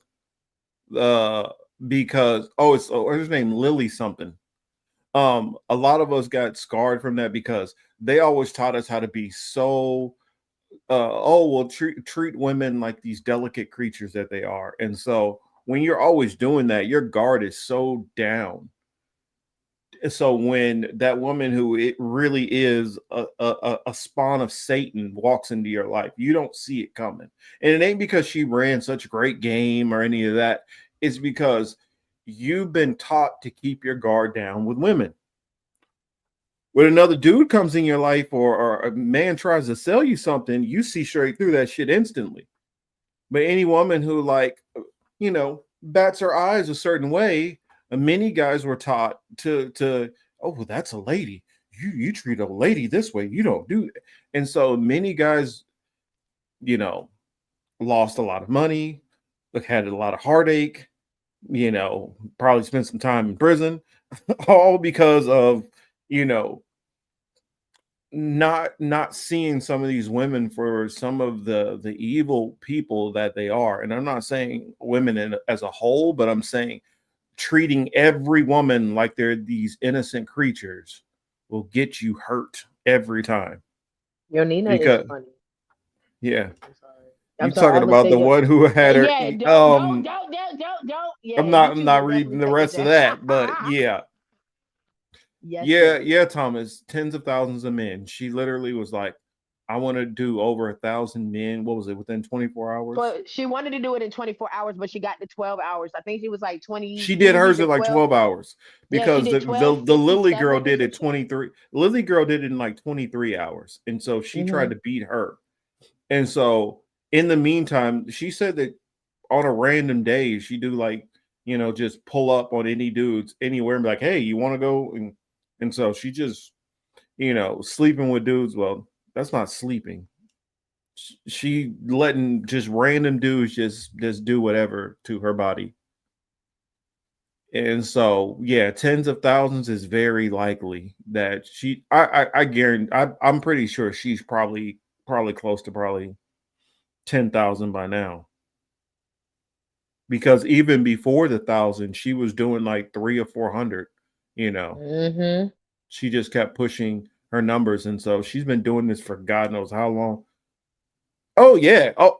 I looking at Bonnie Blue, I would not be surprised if we hear one day she has HIV. I'm not saying she has it now, and I'm not wishing that on her because I don't wish stuff like that on people who've done nothing to me. But I wouldn't be surprised if one day she comes down with it. I'm gonna say something on that too. Um, I be thinking that the things that I've done in my life could have been reckless. Now, granted, I've probably been put in situations where I could have contracted some wild fucking shit because I haven't made all the best decisions in my life. I'm not saying that I made 80% bad ones, but there's at least like 15% terrible decisions that I've made. Um, and there are times when I've probably woken up from one night stands and was like, girl, what the fuck? Where I'm like, I've been thankful that God has made it so that I've been 100% clean my whole life, bro. And that's a real good stint to be able to stand 10 toes. Like, I ain't never had to go to the clinic. Mm-hmm. But then there are women in this world, and this goes the same. I say this in the same breath that I talk to women with children that don't take care of their kids, like piss poor moms. I say that in the same breath as this is when I go like, damn, God be out here giving these bitches babies, but he take mine away type shit. And I be mad as fuck with God about it. And I be tight. I be real mad. And then I be thinking to myself about how God has spared me in so many aspects.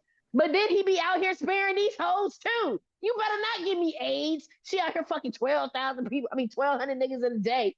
You know what I'm saying? And she didn't catch one disease. I would have been mad as fuck, Marcus. Let me tell you something. If I lived the same life I lived and God would have gave me something permanent, oh baby, Yeah. the way and she out here doing God knows what and has a husband, and you have a husband. Oh my God. I be John Wicking bitches left and right, y'all. I'm trying to tell you. And the crazy part, I remember it now. Phillips, the other one is Lily Phillips, is the other one. The crazy part about it is when you see Bonnie Blue in her interviews, this woman looked like she got no remorse. Like none of this stuff even like bothers her.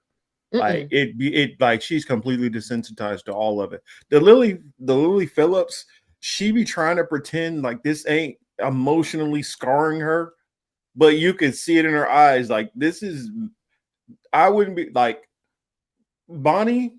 I can see her end up catching, the HIV, but I can see the other one overdosing on pills. I can see the other one be like, you know what? I'm just gonna go ahead and end it.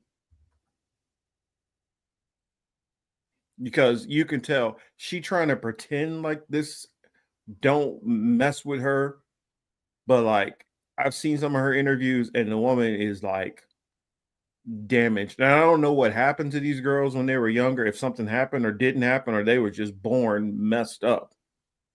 Because yes, to me, I'm being judgmental if you want to say that is they're messed up in the head. I don't know how it happened, and I'm not even. She make women who are in the industry look like angels because of the level that these women are going to. And her husband tried to justify it and said she's better than porn stars because she's letting all of her fans get to experience her.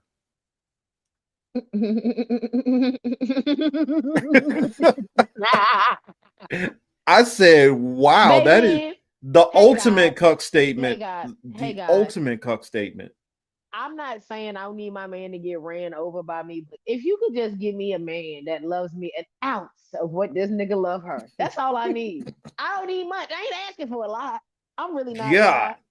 Because god damn, can't even be. I'm not saying I want to live the perfect life. In a perfect world, I want to have a very abnormal life, Marcus. My life will not follow suit with a lot of Euro Christianic as mindsets. I more or less like to function out of a Ethiopian Christian mindset, even if it has to have some type of Christianity to it. But to be honest, I'd prefer to be more or less like Yoruba or, old school African religious and traditions, like in that aspect. You know what I'm saying? I would love to have two husbands because niggas is extra. Y'all is just as bad as women sometimes. Y'all know that? And I should know because I date both. Okay, but for some reason, I still like y'all a little bit more than women. But I would prefer having two boyfriends, two husbands. And niggas always be like, well, does that mean I can have another girlfriend? Yes. If it helps you get the fuck out my face some days, by all means. I am not possessive of humans. I am okay with open relationships. It is cool with me, right? But there's a but. We got to be on the same page, bro. Yeah, You're not about to sit here. You feel what I'm saying? We got to be on the same page about shit. There's got to be good honesty, communication, shit like that. This bitch You got a nigga that can't touch other bitches, but you out here doing boy, the way I'd put her head through some drywall. The way that I would find a stud. I would use her head as a stud finder to put up my next TV. Okay? I'm trying to tell you what. I at least understand the concept of if I'm asking to have another partner introduced, or I'm talking to men and off the cuff, I let them know my perfect lifestyle, like how I don't have an issue with that. When niggas fix their mouth to ask, well, does that mean skirt? Yes. Yes, it does. And she better be pretty. If you bring home a mud duck, I'm gonna be mad and I'm gonna talk shit all night. No, I'm not touching that mud duck. Why you bring that mud duck to my house? Now she know where I live. It's crazy work. You know what I'm saying? Yes, Marcus, I'm okay with that. This what you found today? Where did you find her? AutoZone. The bitch look like she could drop an engine in the fucking F-150 by her goddamn self. Why would you bring this to my house? Now let me throw that. Well, since you brought that up, let's throw this in here. What if she come home with a set of skills? He like, oh baby. Now I know she don't look that great, but she can go out there and fix our 67. Hey, she can drop a new engine in it, transmission. Yo, she can bore out the piston. She know how to do it all in free labor. Marcus, the way that I would lean back from the conversation to look at her and come back to the conversation like, all right, so hold on. Can that bitch pick up the refrigerator and move it? Because I've been trying to sweep behind there for 3 months. That's what I'm saying. What if she brings some things to the table now? All right. You find out like, yo, hey, she don't look the best, but hold on. Hey, taste this. You taste that souffle. And you're like, whoa, now hold on. My house looking better than damn. Exactly. Damn. Okay, that bitch gotta throw that. That's one last thing I gotta do. And yes, Marcus, I do think in that manner. Yes, I am more accepting, and I'm perfectly fine with that. Hey, she doing all your laundry, folding it up perfectly. And you're like, this got a lemon? Got a lemon scent to it? What did you? Oh, this is so soft. How you get my clothes this soft? And my shit ain't never been this soft, bitch. You can say. Matter of fact, you can pick up an extra day with his ass too, because I've been trying to get rid of my Tuesdays. I've been trying. She like, hey, I know Charles. I'm just making up a man's name for you, but I know Charles been working all these extra shifts. Wouldn't you like for him to be able to get off and only work 40 hours? Because I could pick up a couple extra shifts. Bitch, you picking up Charles's shifts? Golly, you get the. You know what? I might get rid of my extra husband for you, bitch. Exactly. That's what I'm saying. You don't know how much weight she might be pulling to the table. So, and that's what I need and I'm glad that you pointed that out, because when I get to talking to men about me having 2 husbands, they immediately connotate like connected to sexual favors. It's not that. It's not that. You got to understand, a lot of men, everybody gives different characteristics. Everybody can bring something different to the table. Yeah. I don't need 2 niggas that are emotionally incapable of being able to be emotional for me. I can only deal with 1 nigga that don't give a fuck about my emotions. But if I come in the house crying, I need one of my men to be like, babe, what's wrong? Both of them gonna say, damn, what's wrong? But I know I'm gonna have one dude that's like, damn, you gotta suck that shit up, big dog. We got shit to do. I need somebody that's gonna be like, okay, babe, don't listen to that nigga right now. Finish crying it out. You see, Michael's in the building. He said, I'm with you on the open relationship stuff, Teal. Come on, I'm saying, because it's not the wave, but it's one, it'll stop this cheating conversation from happening if y'all have these comfortable conversations. You wouldn't have a cheating spouse if you asked them uncomfortable questions in the beginning. You wouldn't have a cheating spouse if you asked them how they view things or how they go about wanting to live life, and you put them in a weird box where they can't express themselves correctly. And it's a lot, you know. And so many people will fuck around and lay down with somebody, and now they stuck with this nigga because they done made a baby, and now you stuck with a person that don't even know you. Or you fucked around and had the wrong conversation, and you found out that your significant other is not getting jiggy with any of the things you thought they could get jiggy with. You can't even express these things, and now you out living a secret life or a second life. And when they find out, now you a cheater, now you a whore, now you this and the third. But if you would have been able to talk to them 3 years ago to tell them like, hey, I'm with open relationships. I'm trying to, you know what I'm saying? I'd like to bring another girl. It's not about sex. It's about what I can get. You know what I'm saying? It's about how they make me feel. Because a lot of situations that I've been in, I'm not super proud of it, but I like to tell people all the time, I've been a professional side bitch for years. And when it comes to, I'm so serious. And when it comes to when men come and utilize my services as the professional side bitch that I was, I'm reformed now. That's the main thing that I would get out of men. It had nothing to do with the sex. There were times when men wouldn't even come over and have sex. It would be the peace that I bring. I bring peace.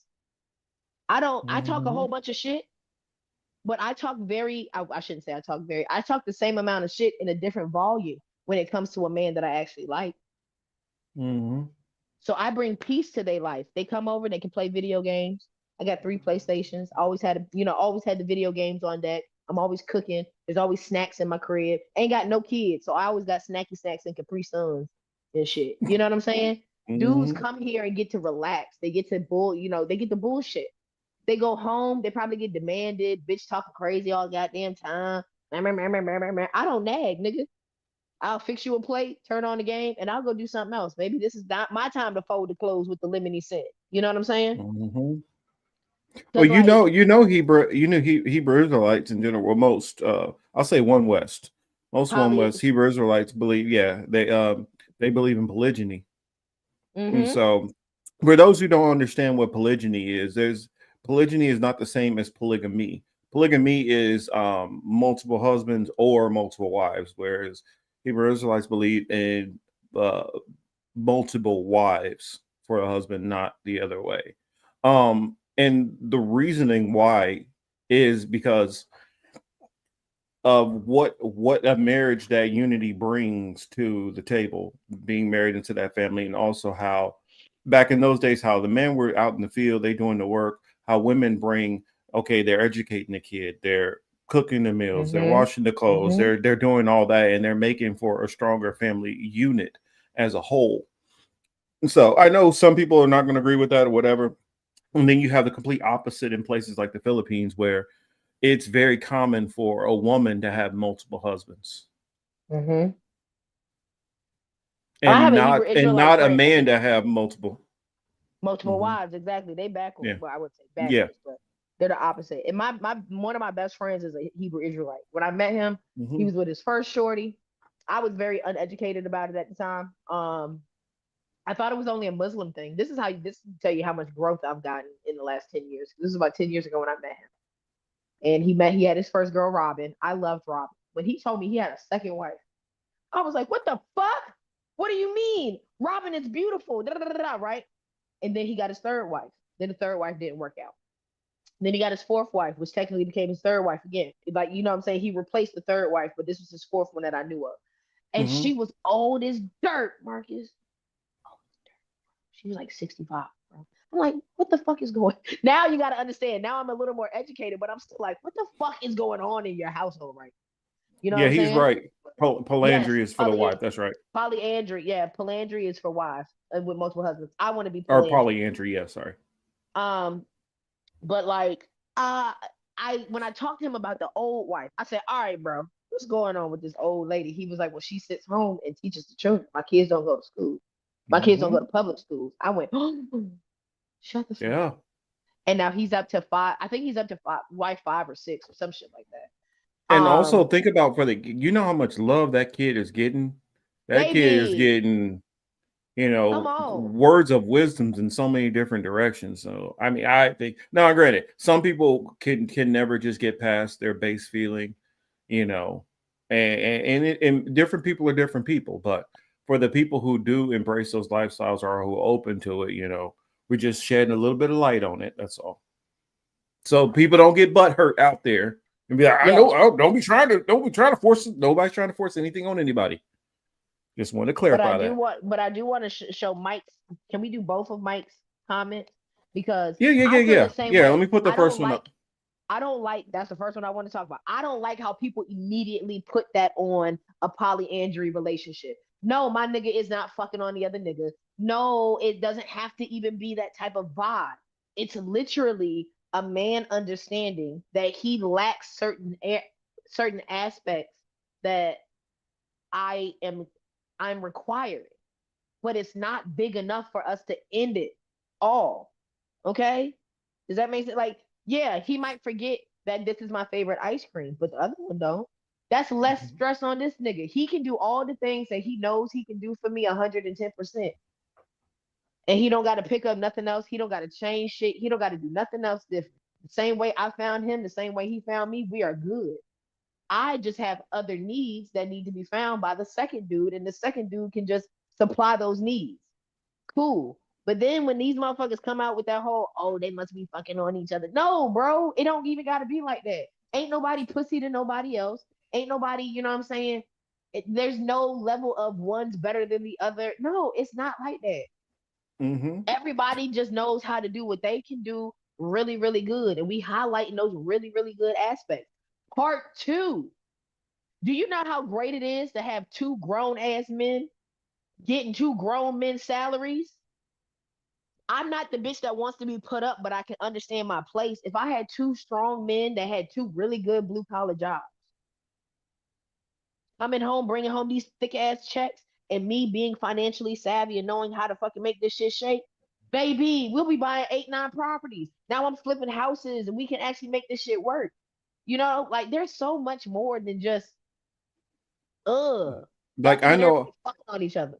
like I might sound, I know I'll probably sound a little bit like a hypocrite, but I guess my jealousy, I couldn't be the second husband or have, be in that situation. But somebody asked me, so what if your wife was a lesbian and she came to you and said, then I had to really think. I was like, I could understand that more, because I'm like, I don't have boobs. I don't have female parts. So if she wants that, I couldn't never provide that. And so even without, having some kind of physical relationship with that other woman, I could understand that more. And I felt like I would have been able to meet a woman, on that, like, okay, I can get with that. But I don't think I could have ever got to the point of letting her have another man or being with an. It's not a letting, because if they decide that, well, you just decide either you can handle it or you can't. The relationship's over. But I've always felt like, you know what? I think I could possibly handle that if she decided she's gonna have a girlfriend or a wife. And as long as I know, and you ain't bringing, as long as I know, and you ain't got a whole bunch of extra shit going on. Every dude want a bitch with another girlfriend. It's always when you add another dick in the mix, everybody want to get all gun ho and rah, rah, rah, rah, rah, rah, rah. I just be thinking, like, I wish you had that much mouth when it came to with the things that y'all was lacking. Well, what it is I was speaking from men who fall into that category. I think because every man kind of sizes himself up. Well, I'm not gonna say every man. I'm not gonna speak for every man, but most men size themselves up. And they want to feel like, you know what, I'm able to do this and do this and do that. And a certain pride as a man, you feel like, damn, that kind of hurts that I can't fulfill her in all these different ways and she needs to go. And so I think it hits the pride and the ego a little bit more. And many men can't deal with that hit to their ego. And I get it. I mean, and sometimes it is true. Sometimes this man is able to do all these other things better than you, but it's still hard that's a hard pill to swallow for a lot of dudes to face that and just be like, I'm perfectly fine. Whereas I feel more women are a little bit stronger at being able to handle something like that than most men. I don't know, just my thoughts. I think so too. I think I've noticed that it be a lot of men. Man, a man's ego is super fragile, y'all. I don't know if y'all knew that. A man's ego is fragile as a bitch. And there ain't no money that can buy that motherfucker. Y'all got blue chew pills and some more shit, but y'all ain't got a pill to fix that fucking ego yet. I need y'all and that's what I'm saying. I'm being real and honest about it. I think that our egos are a lot more fragile than women's. I'm not saying that there aren't women who it's tough. Things like that would be tougher for them, but I think that in that way, I think emotionally women are stronger than us in many of those ways, being able to deal with, just like a woman who's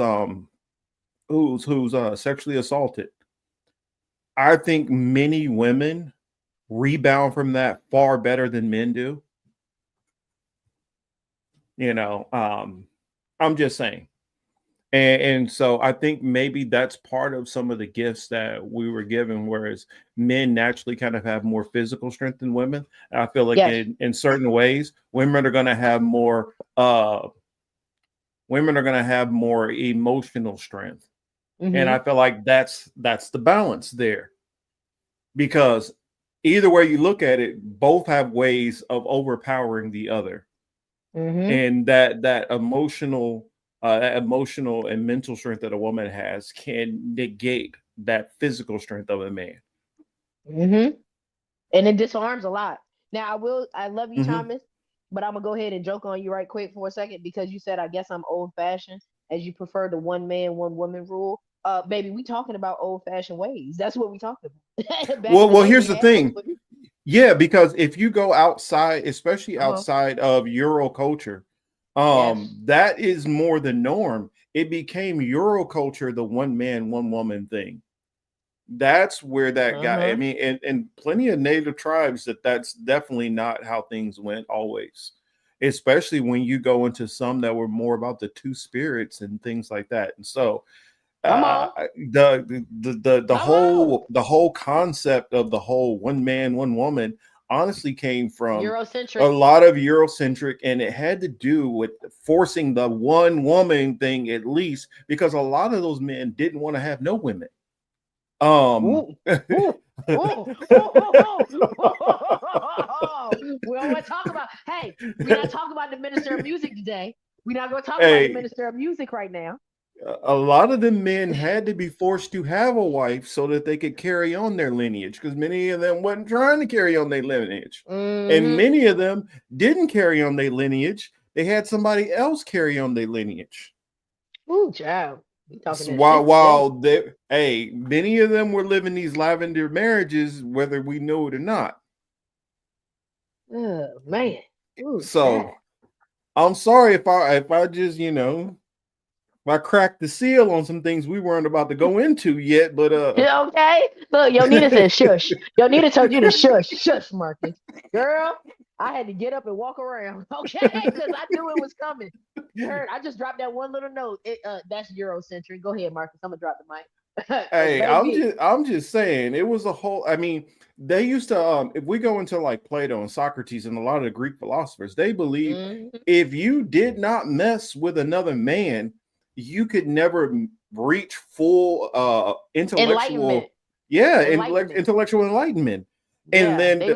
then to reach the ultimate level, you had to be willing to go a little bit further, and I won't Ooh, even say child. what that term is. And Ooh, child. you get locked up for that these days, and it's Yeah. considered pretty damn disgusting. And just having photographs of that can get you sent away.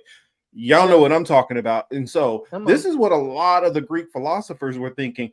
And keep in mind, these Greek philosophers, many of Europe was buying into these theories. Yes, Yonina, exactly. If y'all know what I'm Baby. talking about, read the chat. Yeah. Yeah. Cause they like, hey, they said they were saying that you didn't reach full enlightenment until your prostate got fondled. Got yeah, First off, that's level yeah, one enlightenment. That's level one enlightenment. To get to like yeah. uh Oh, that next level, you had to you had to do become a some weird shit. PDF. You had to become Yeah, a yeah, PDF. yeah, baby. And that's where Yeah. chomos came from. So that's what I'm saying. So Europe was on some other stuff that many other cultures we wasn't messing with. That it only came after the Europeans Boom. kind of dominated damn near everybody, and they start forcing a lot of their cultural beliefs on others. Okay, so this is one of my favorite books that my friend ever gifted me. Oh Just to shit. give y'all What's up, E? Yeah, yeah. You walked into the crazy wild part of the combo. convo. Wild Wild part of combo, the bro. convo. So this is one of my favorite books that my friend ever gifted me, right? Yeah. And so there's a section in here that speaks about alchemy and like rituals and stuff. They talk about marriage. Get this book if y'all don't got it, because the book is bomb. The book is bomb as hell. But I'm just gonna read it right quick because it talks about Passover on the next page. So Mm, it goes, for Christians, the marriage of a man and a woman also symbolizes the union of the believer with the church. They mm, literally made us utilizing what our natural God given gift is, which is to procreate. They found a mm-hmm. way to connect it to the fucking church. That's that's the Eurocentric church on top of that. Because you're not telling me that's not how it was in Europa. Yeah. That's not how it is in anybody else's shit.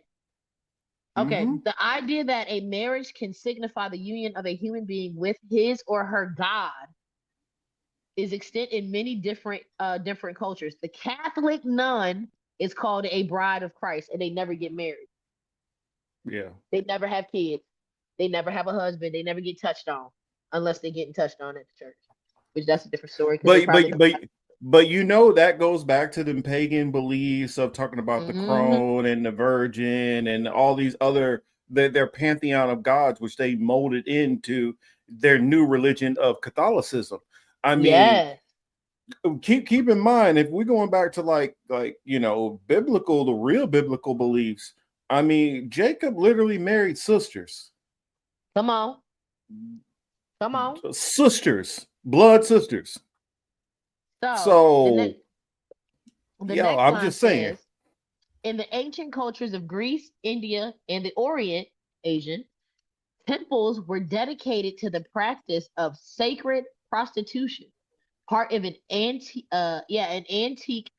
fertility ritual wherein sexual intercourse, a sacred marriage in quotations, was practiced for a religious purpose. In Mhm. Hebrew, the word for harlot originally meant the same as shrine prostitute. Which that goes back to the why come on the Asterith pole, Uh-huh. because the women would kind of float around this pole area and men were picking them up as prostitutes back then in the Bible. Mm-hmm.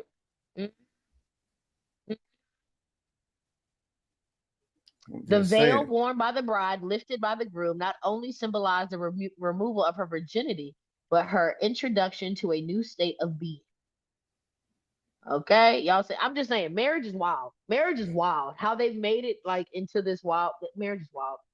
Oh yeah, Michael, I'm not saying that it doesn't. I'm just saying that it's pervasive in multiple cultures, multiple cultures. And this whole mindset of one woman, one man coming from Abrahamic faiths is kind of a falsehood.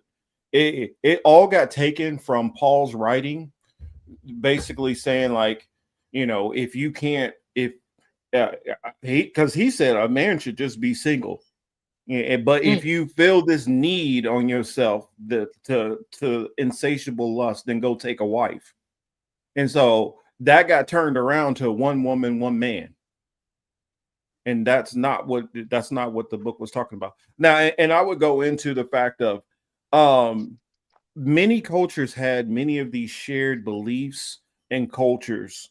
And I don't think that goes I don't think that goes into something disproving the Bible or proving, because I believe that many shared belief systems and all that branched out and were shared through an understanding of God's law. In a sense, were shared through different lenses, certain rules. That's all I'm saying.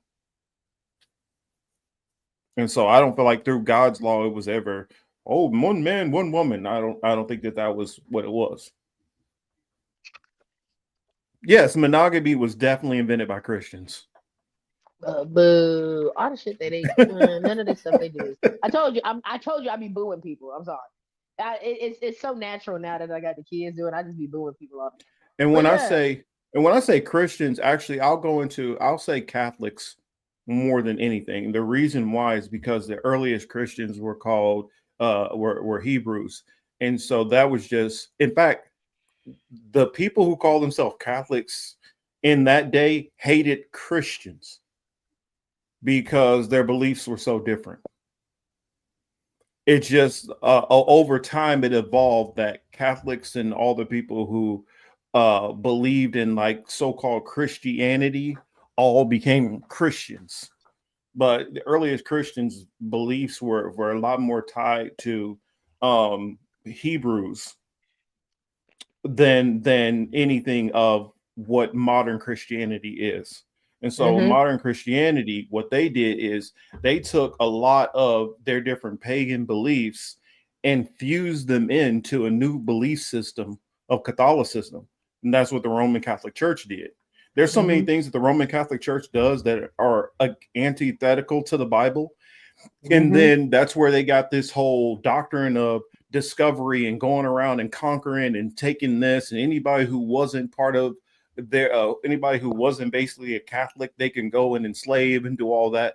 That all came from their already previous belief systems in paganism. Yep. That wasn't like something that the Bible told them to do. They came up with that shit on their own, and they used the Bible as a mask to hide behind.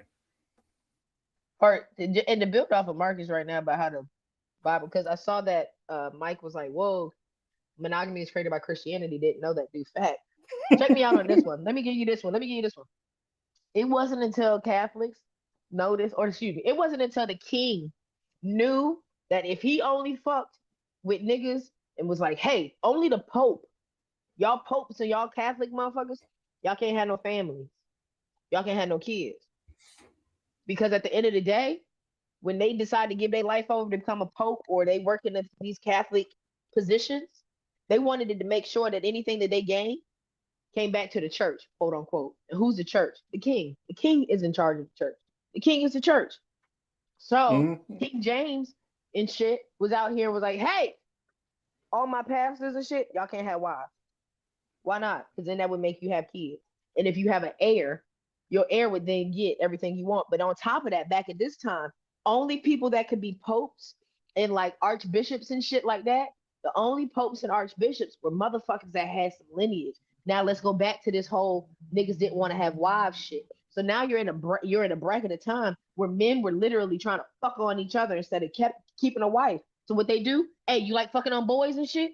Come over here. Let's teach you the Bible. And we're gonna send you out in the world, and we're gonna tell you to teach people about the Bible. And now you got your popes. Now you got your bishops. Now you got your pastors not having kids, not getting wives. Now you got these nuns not procreating, not having kids, not having wives. But at the end of the day, all these motherfuckers were rich. They all came from very wealthy homes. They all came from very educated people. You can't be educated and broke, bitch. So no, they only picked up the smart, reading ass rich motherfuckers. So that when they inherit their parents' heirs, the land, the house, the money, the church gets it. And what does that mean? That means the king gets it. And now here we are. And let's add in also, a lot of the early church fathers and stuff like that were basically just members of the royal family who weren't in line for succession. And so they decided to go into the popehood so they can have some form of authority. So like police officer. I mean, and I wanted to bring this also up. What was it?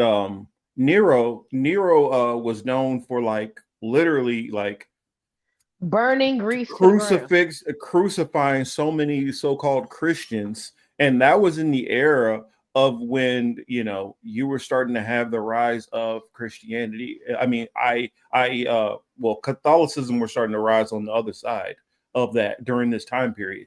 So this whole mindset of that Catholics and Christian was always this interchangeable thing is not necessarily accurate.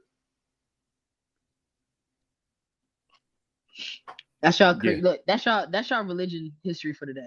We getting off of this. We're gonna get off the religious boat. Well, what we'll do is we'll parlay a little bit of history from there, because when you start going into another reason why they didn't want them to have titles and lands and all that, it started going into more money into the papacy. And the papacy was almost like a secret king, which was over all of Europe. So, and then that goes into the Knights Templar, who were doing their own dirt, and then which leads us into a lot of the modern systems that we're in today. What does this say there? What's Thomas? Moment 4. That's symbolic. What else is some other stuff that's going on this week? We've had there's been some interesting topics we've been hitting on, but go on ahead, hop into it, talk about it. Reed got dropped to a Schedule 3 stuff. What? That's what y'all care about right now?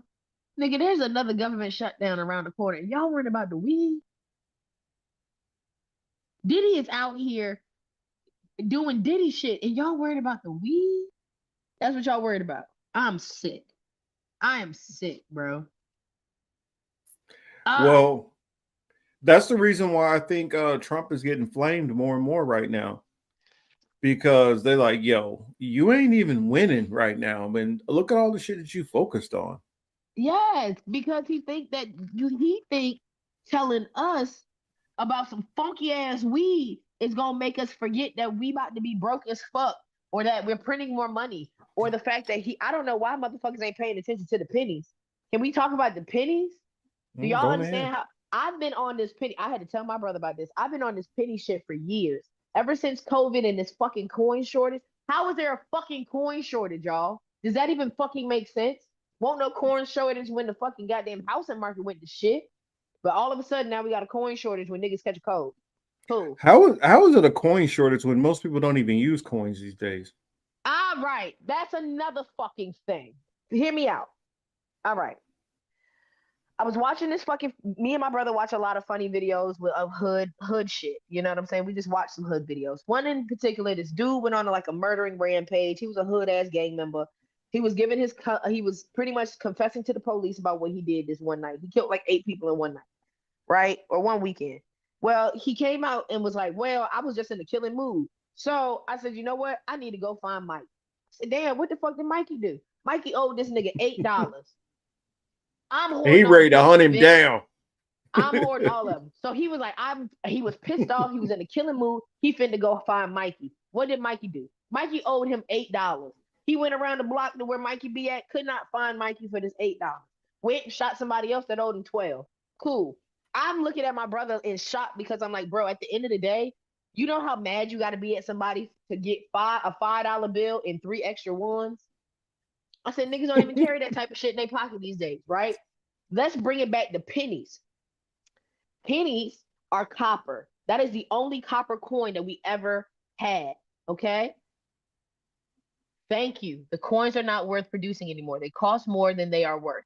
Now they are bullshit about it too. Now check me out. Because they making more dollars. They still printing dollar bills though. They still printing dollar bills and our fucking paper money don't matter. Let's talk about that part. But anyway, pennies were the only copper fucking coin that we had. Y'all know anything about how good copper is on the body? How good copper is on humans? It vibrates at a different frequency, XYZ. Back in the day, dimes used to be 100% silver. They're not anymore. And now we got nickels. Cool. Then you got quarters. All right. Me, as a spiritualist, I feel they got rid of the bells. They're getting rid of copper pennies. I just feel that they're finding ways to really like disconnect us to continue to be as aware, not woke, but as aware of and kind of like take down our defense mechanisms for the shit that they about to do. Because what I don't understand is y'all getting rid of copper pennies, but you're building data centers. Do you hear what I'm saying? We're getting rid of copper. We're getting rid of a conduit that helps and assists humans, but we are building more data centers. It's not the fact that we are not spending money. It's not the fact that the money is not there. It's got some weird ass undertones to it. And I just don't like the weird ass undertones. Why don't they make 50-cent pieces no more, yo, Nina? How about that? Why did they stop making $50? Why did they stop making them gold dollar fucking coins? You can't even get one of them no more. Those were gold plated. 50-cent pieces were 100% silver. I'm trying to remember. Maybe I'm tripping, but didn't they have one coin that was like worth $5 or something like that? Yes. Why did they stop making them in coin form? And they gave us this piece of shit paper. Why are they taking away Why are they taking away the natural metals? That's what I want to know. Why are y'all taking away the natural metals? Well, and also I want to put Thomas's comment up here. Copper was sacred to many Native American cultures of North America for the reasons Voodoo explained. She knows their stuff. I would also say there are many tribes within Africa who also had those same belief systems. about copper and many of the metallurgy that was used to help us. Me getting my IFA together because I'm getting my IFA and shit. So Ogun is the entity that it's a mix. Yes. You talking early about 70s. oh, never mind. Go ahead, I'll answer that. Go ahead. Well, I was about to say never mind. I'll let you speak on Ogun because you're definitely the more knowledgeable person here. So let me stay in my place. It's okay. I want you to piggyback off it when you know. But Ogun is the deity in reference to metalwork. Mm-hmm. Okay. I brought him up off the fact of that's an African traditional story that talks about a man. He's not the deity of war. He's the deity of metalwork. Yep. If you got a whole entity that is just focusing on metal, that means they're precious. He's not the entity of paper.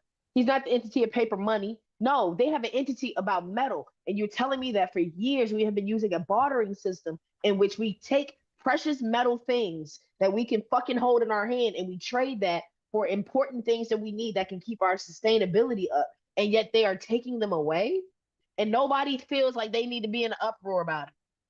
And yes, I'm hoarding all the motherfucking pennies, bitch. You goddamn right. I'm keeping every penny I can fucking find. When y'all see me, I'm gonna be out here looking like King Lancelot with a whole goddamn popper from head to toe penny goddamn night suit. Huh. Damn right I'm gonna goddamn keep my pennies. Yeah, I like what Fire Chipper has said in there. Pennies aren't copper. Maybe since early 70s, and that's true. They've swapped out a lot of these things, and it goes back farther than we've realized. And so I think it's for multiple purposes. By using cheaper metals, and by using cheaper metals, aluminum has been mixed in too with a lot of these to also and zinc, because these are more plentiful metals and they're not considered as worth nearly as much. And it makes them, I guess it's supposed to be anti-corrosive and things like that too.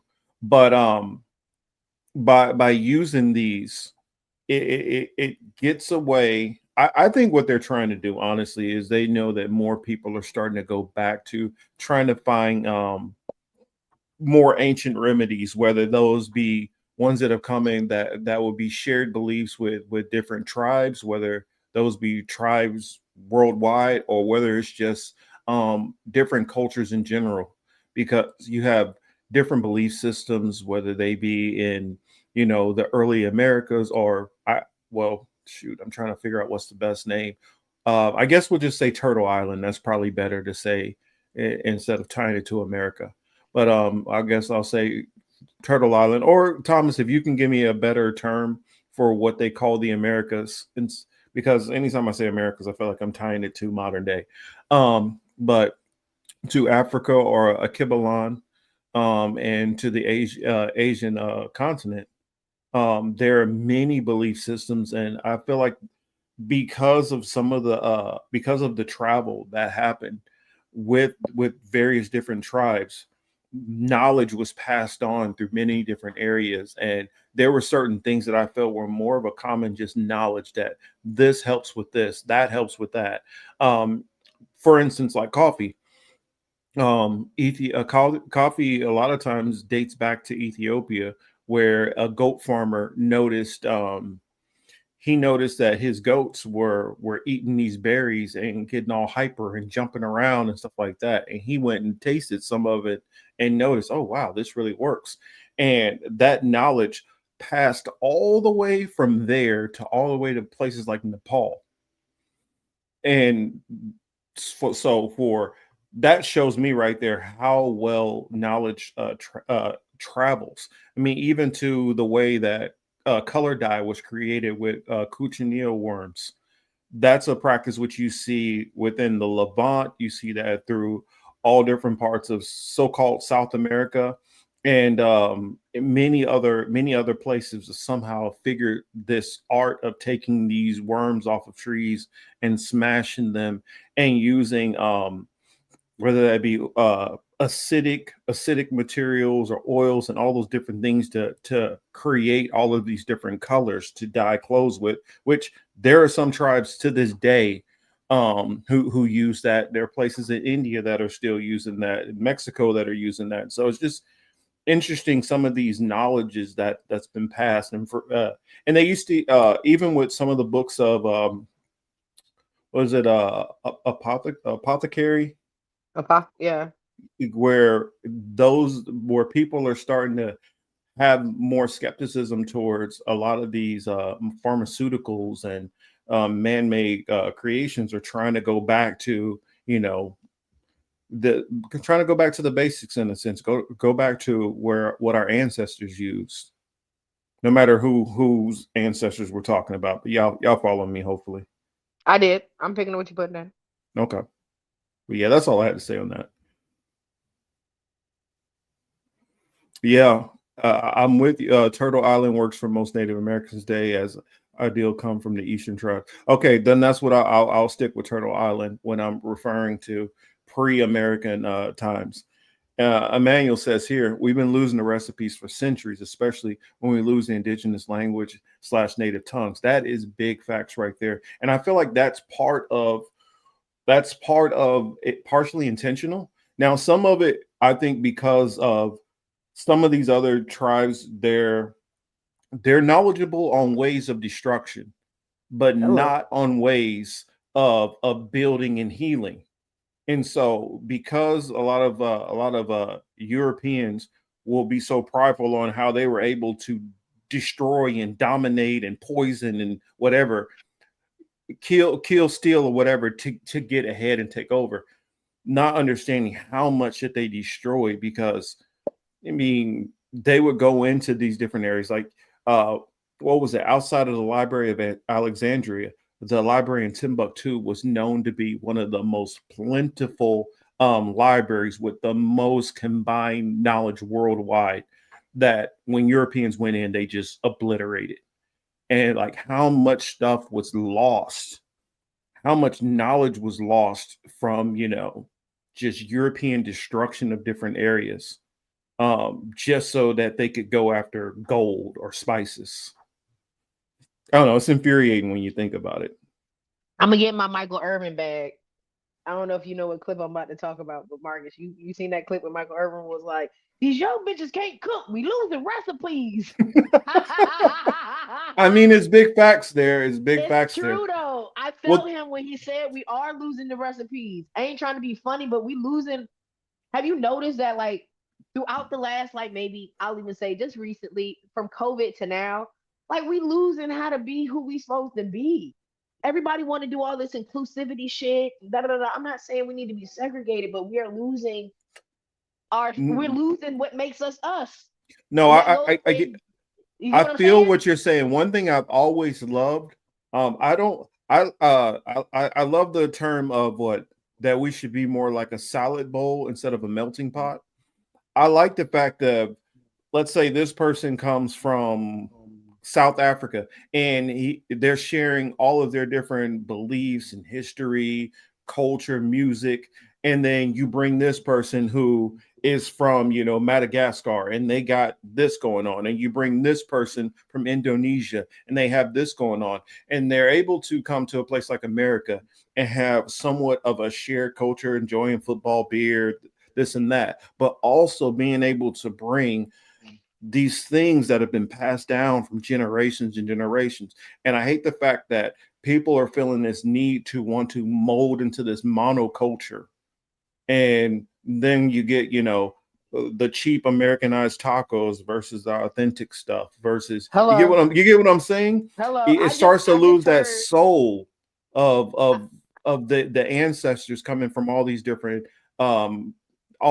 places, and how they were able to bless us with aspects of their culture that are different and separate for this commercialized fusion bullshit. Thomas, I just made me pine needle Sprite. I guess that's what I would consider it. Like, if you ferment pine needles, it carbonates your water. Did you know that?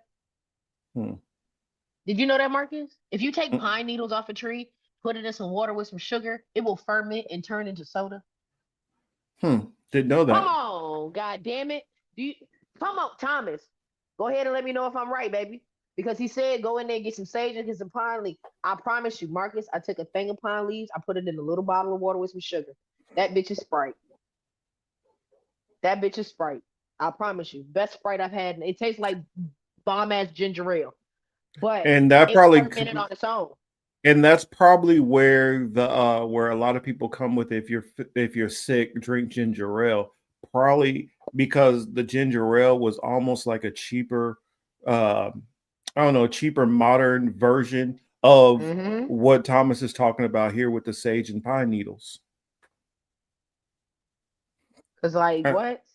I mean that was something like when you go back into like the ancient Hebrews, the tribe of Levi, one of their big things that they did were they were all about all of these different herbs and all that, and they would have been considered like a witch doctor.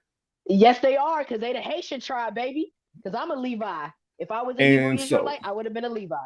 yeah, and so that gets passed down, and all that gets whitewashed out to Christianity because they don't Hello. care nothing about real following the history and cultures. Like, let's say, for instance, for a minute, let's take a pause, and let's not gonna go argue about divinity for a second. Let's just talk about understanding the customs and cultures of a different people and a tribe and things like that. And that was one thing that you can see historically that's passed down. How they believe that different metals did this, how they believe that and well, the other tribe of Issachar, how they believed in reading the stars and understanding time and understanding, navigation and all these things like that, and how these ancient tribes would use just the things around them to understand their reality and keep them, sustain and sustenance and understand how things affect you. And you see aspects of that all through different tribal societies worldwide. That's the reason why I'm always down with the whole BIPOC thing, dealing with blacks and indigenous people. You see, I got my Hebrew Israelite pamphlet. Oh shoot. About the 12 tribe. Yeah, you do. I do. Well, which camp is that from? I don't know. I got this from the man that was screaming in the middle of the street at white people in Richmond. What color clothes was he wearing? I can probably tell you. Purple and gold. He looked like a Lakers player. IUIC. I know exactly who they are. Yeah, he gave me this, and I was like, "Yeah, I'm a Levi." Yeah, that's Israel United in Christ. I know who they are. He was out there screaming at white people. Yeah, but that's where kind of in the development stage where I feel that I am. For one, I've never agreed with their approach, and I've heard people try to defend the approach. Oh, because Christ was an austere man, and it says, yeah, austere. And the examples that they point to is because he was chastising people in authority. And that's why he was going as hard as he was. When they talk about the flipping of the tables because of how outrageous those people were, he wasn't going after the average person that way. And I feel like their approach is just, I don't agree with the approach. Doesn't mean that I don't agree with a lot of aspects of things that they say. And there's even things which I can go into and nitpick and this and that. But I'm just saying, I definitely know all the camps inside and out, all the major camps anyway. If you would in fact, I used to be in touch quite a bit with members of Sakari. That used to be the people where I would kind of say would be my spiritual elders in a sense. But that for the people who know who they are, they know. For people who don't, yeah. But I'm just saying, if you get past a lot of the dogmatic stuff and just focus on, like I focused a lot on history when I was coming into it. I wasn't even focusing on is Christ God and this and that, and with Paul, I wasn't focused on that. Just try to understand them as a people, a time period, culture, what life was like, what was food like, how was travel, how was this, how was that, and taking it from understanding from a historical lens and putting that in comparison with other cultures to get a grasp of who these people were. Then of course always understanding the people, then you get into understanding the religion. And I feel like any person who cares about history or is a historian should do this for every culture. When I was studying European history and studying Great Britain and things like that, I tried to understand what life was like for a person who would have been in this different area. What was their framework of their society, how that was set up, what was the food like, what was the weather like, to try to put myself in that place in that time. And that's kind of how my approach to looking at history has always been. And so I cared more a lot of times about understanding the laws, understanding their buildings and stuff, because growing up in the church, they give you this impression like everybody's living in basically tents and stuff. Not that people are living in, basically castles. Not that they had sophisticated armor or anything, because some of them did actually have, armor and different things like that. I don't know. It's just fascinating to me. I'm sorry, nerding out for a little while on history. Got every right to nerd out, big dog. Yeah. It was something that I was meaning to bring up. I did have one actual topic. Oh, yeah, that's right. Shout out to my cousin. Shout out to Ladarius. Ladarius sent me something. I just kind of wanted to bring this up. It was kind of interesting. He said Blue Springs, Missouri, which for those who are not familiar with the area, Blue Springs is like right outside of Kansas City. It's kind of to the south in Missouri. So Blue Springs becomes Missouri's first flock safe city with drone technology. Blue Springs Department will use drones to respond to emergency calls within 2 minutes as part of a 10-year, $4.6 million technology contract. So let's read a little bit. They have approved a 10-year contract to become Missouri's first flock safe city, which there will be more of those coming along. Introducing drone as first responder technology to enhance public safety operations. I guess it feels like it's just repeating a lot of the stuff. It is something the police chief has been looking into for over a year, and it aligns with the city's 2025 strategic plan. Drone as first responders is where you can fly the drone to a crime, and hopefully your response time will be about 2 minutes. Blue Springs Police Chief Bob Moons said, goal is to get eyes on the scene, whatever it may be, before the officers get there. And then we can say, okay, an officer is needed at the intersection or near this crime scene, or there is no accident at the intersection. We can put the officer somewhere else. Blue Springs Police Department has been utilizing technology in policing for years. The city currently operates around 50 flock license plate reader cameras and has access to enhanced search features for crime solving. The police department uses Flock's live 911 call streaming into officers' vehicles to reduce response times, along with state-of-the-art mobile command center. Moons emphasizes that the new technology isn't designed to replace police officers, but to better allocate resources. The department plans to add 2 more positions to its real true crime center to support the expanded operations. The 10-year contract will be funded through the city's public safety sales. Flock presentation to the city council on Monday stated that this bundled contract will be cost saving for the city rather than paying for its services separately. So department expects to have a complete flock safety program operational by June 2026, coinciding with the FIFA World Cup. So that's just something that I wanted to put out there. I don't know. It's interesting. Well, what's your thoughts on that? Are we talking about data center? We're talking about they're going to have drone technology that's going to be responding like first responders, which no, I don't even want to hear it right now because I got to fight a ticket right now. I'm fighting a ticket right now. Well, that's what they're using. They're using the Flock technology for that right now. Yes, they are, and I don't like it. So you know when They've you already see, they oh sorry, go on. falsified a ticket. They've already falsified a ticket for me. In reference to this whole after you speed trapping as picture shit. No, that Mm-hmm, shit's wrong. That shit's wrong. It's wrong as fuck. They don't need to be doing it. It's faulty. It ain't even good. It'd be mm-hmm. different if it was actually doing its job right. It's terrible. It sucks.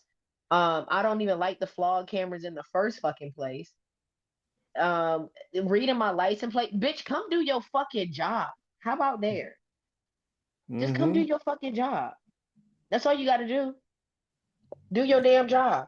And if they I did their job, then if they did their job right, let me just say it. Let me be very mm-hmm. clear on that. Y'all need to do your job right. If y'all did your job right, y'all wouldn't be sitting here having to goddamn have motherfucking drones and all this other dumbass shit doing the job for you. Now the other crazy part is I actually have a friend in my neighborhood whom I grew up with and a cop later down the line. And I was like, damn, you look like the type to be a cop. But nevertheless, he's a cop now, right?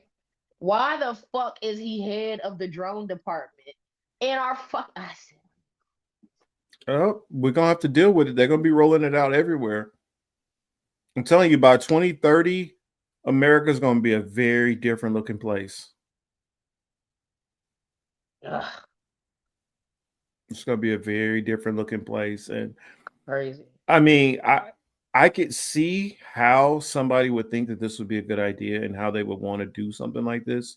Because let's say, for instance, if your house is being broken into, they'd be able to get eyes on whoever is doing it right away. But I fear, no, that's not what's going to happen. By the time they get eyes over there, they're just going to pinpoint on whoever was close to that house around that time. And you're going to have, Mm-hmm. if it's an area that has a lot of foot traffic, you're just going to have random people getting shit pinned on them. That's what I worry about more with something like this.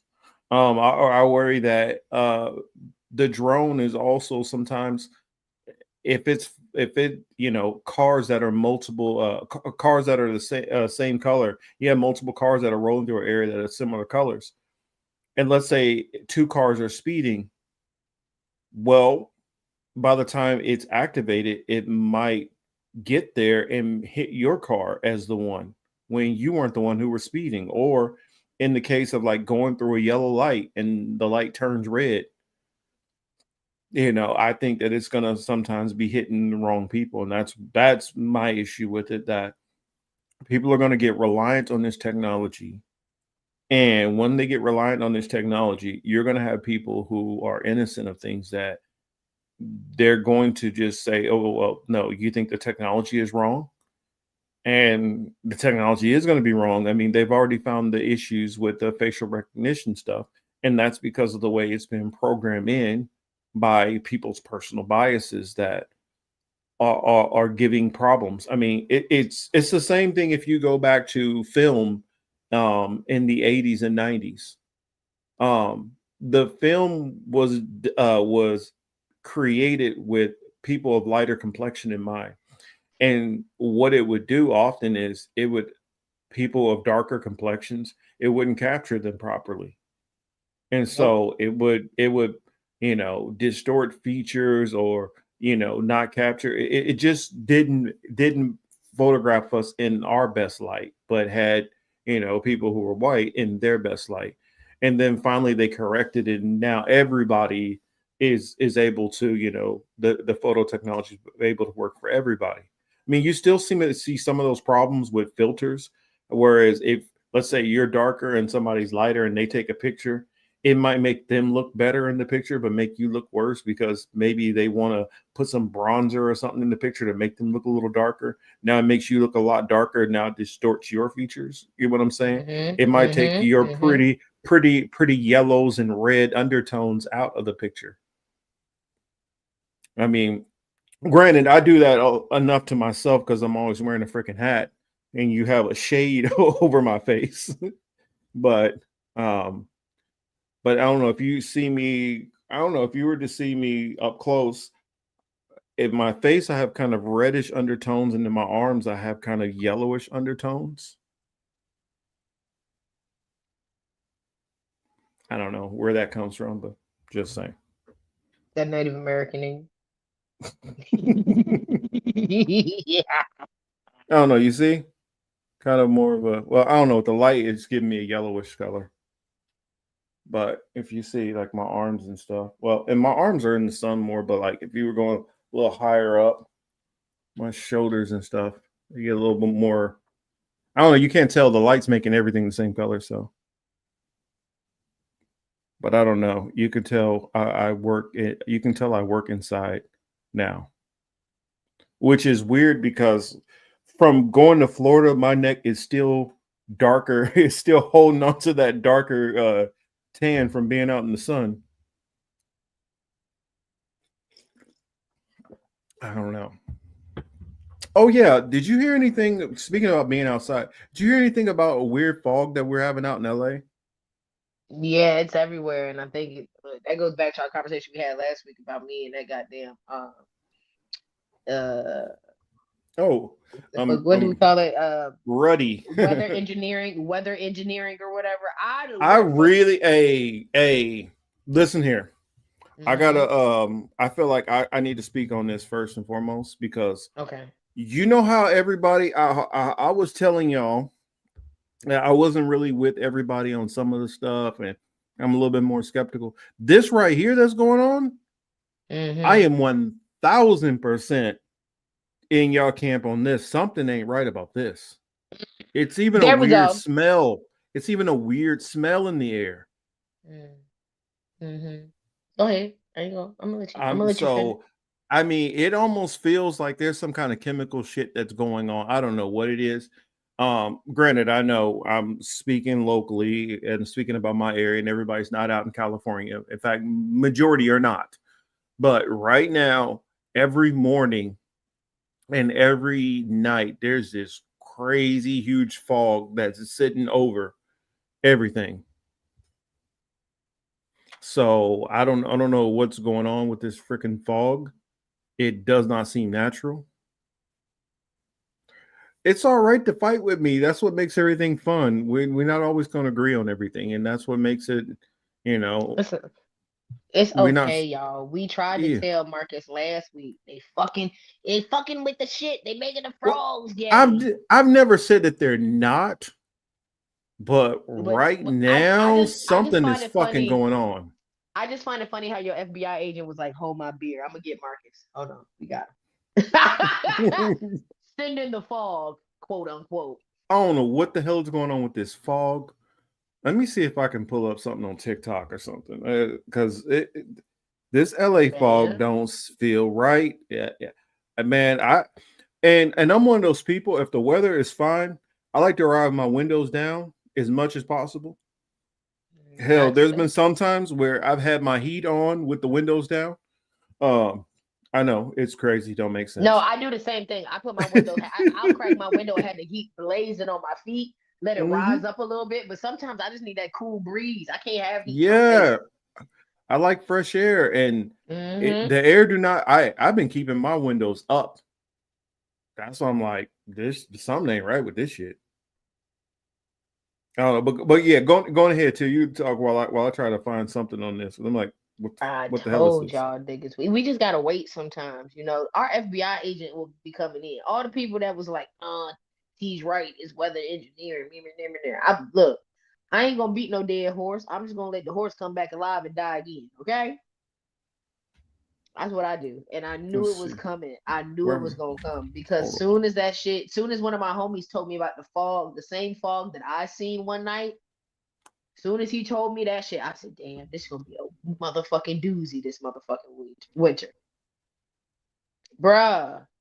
That don't make no sense. The shit thick as hell. Shit thick as hell, and motherfuckers just breathing it in, fitting to die. What? What? It's insane work. Yeah, I got something. I'm about to send this. Yeah, I had to put on my other headphones real quick for my phone, and I'm gonna send this over and show y'all this. Let's see. So yeah, just bear with me while I send this over. All right, there it is. Okay, cool. Because I'm like, I'm like, maybe I need to show it to y'all so y'all can get what I'm talking about. Like, this is like, this fog is different. Like, and you got to remember, LA is not an area that has a lot of precipitation. Pause. Oh, pause. Wait a minute. Okay, so now let me share this on the screen. When you see it, it even looks weird.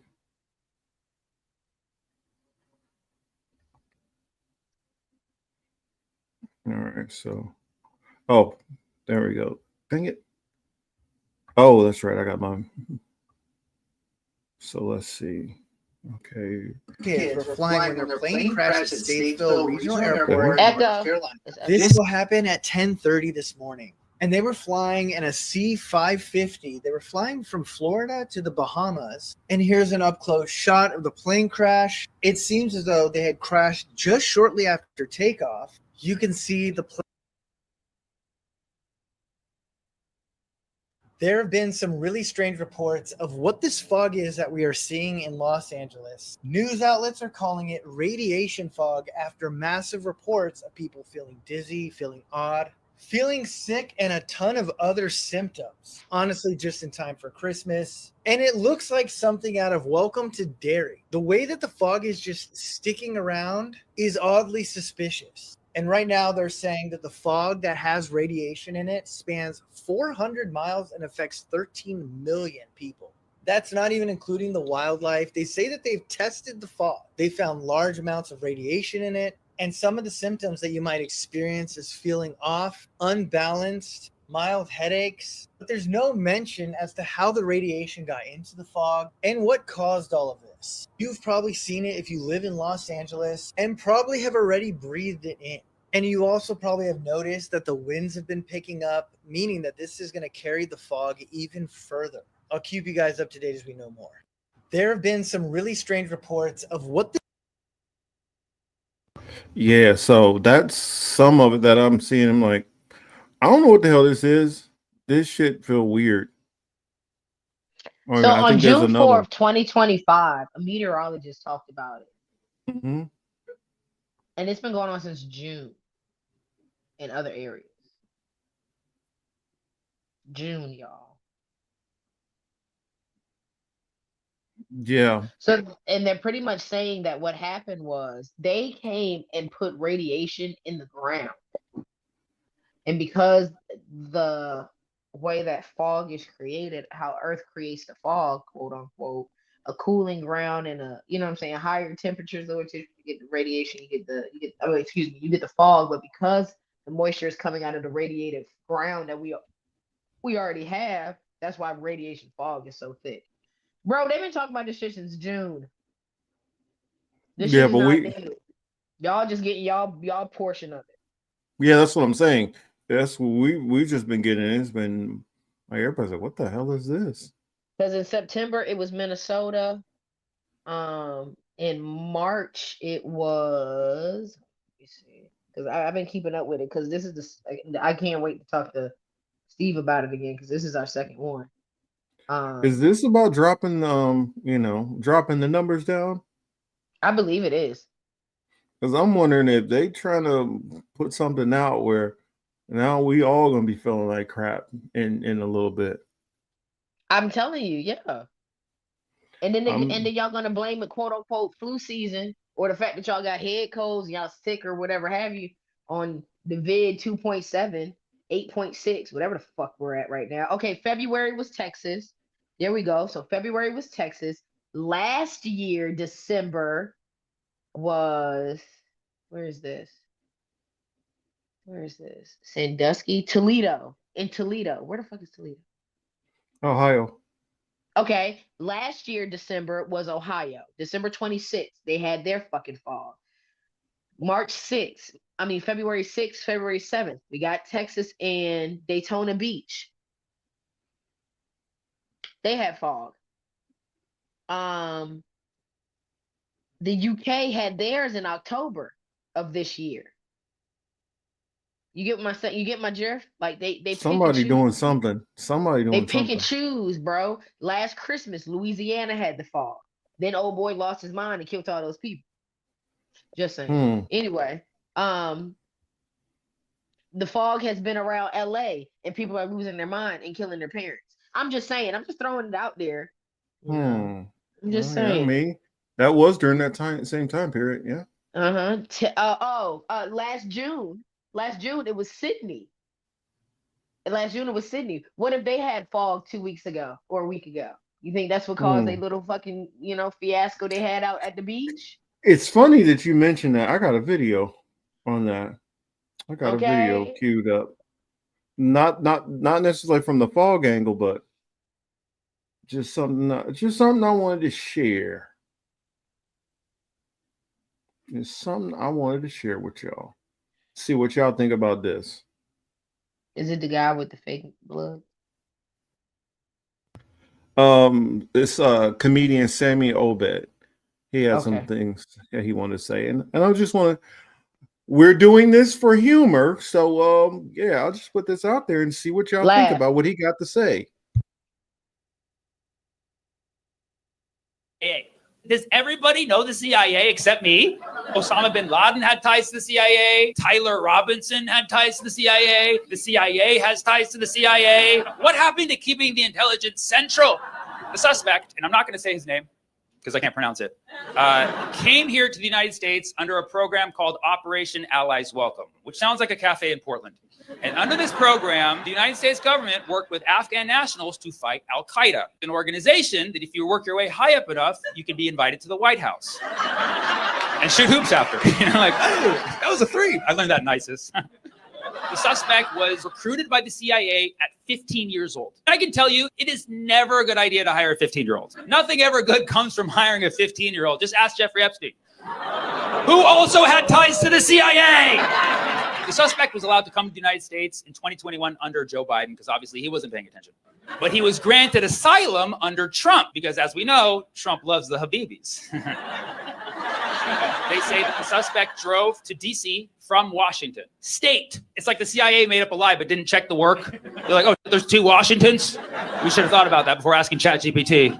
Allegedly, he shouted Allahu Akbar, which for those of you not familiar, that's Arabic for Happy Thanksgiving.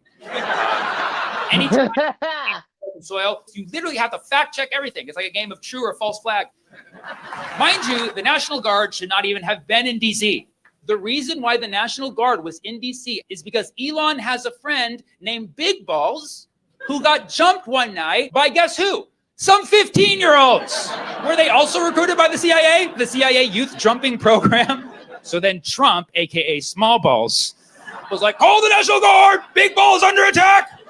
2 individuals who work for the National Guard were shot. One has survived, one has passed away. Her name is Sarah Beckstrom. I Googled her name to look up who she was. Very strangely, her name also happened to be searched 2 days before she was murdered 25 times in a specific country. Can anybody guess what country it is? You guys psychic? When somebody is searched, bookmark Google Trends and regularly check to see if your name is searched in Israel. And if you see your name searched in Israel, run, dude. Just run. Even if it's just that this guy, as Trump said, went cuckoo, we know who's to blame. It's the United States government, dude. And I'm tired of this. You're getting caught now. We have TikTok. We have Google Trends. You got caught slipping. Mind I say, you let your guard down.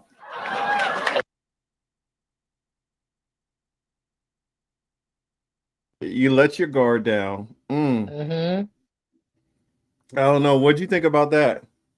Hey, if you connect too many dots, they start connecting a red dot to your head. Man, exactly. He better be careful.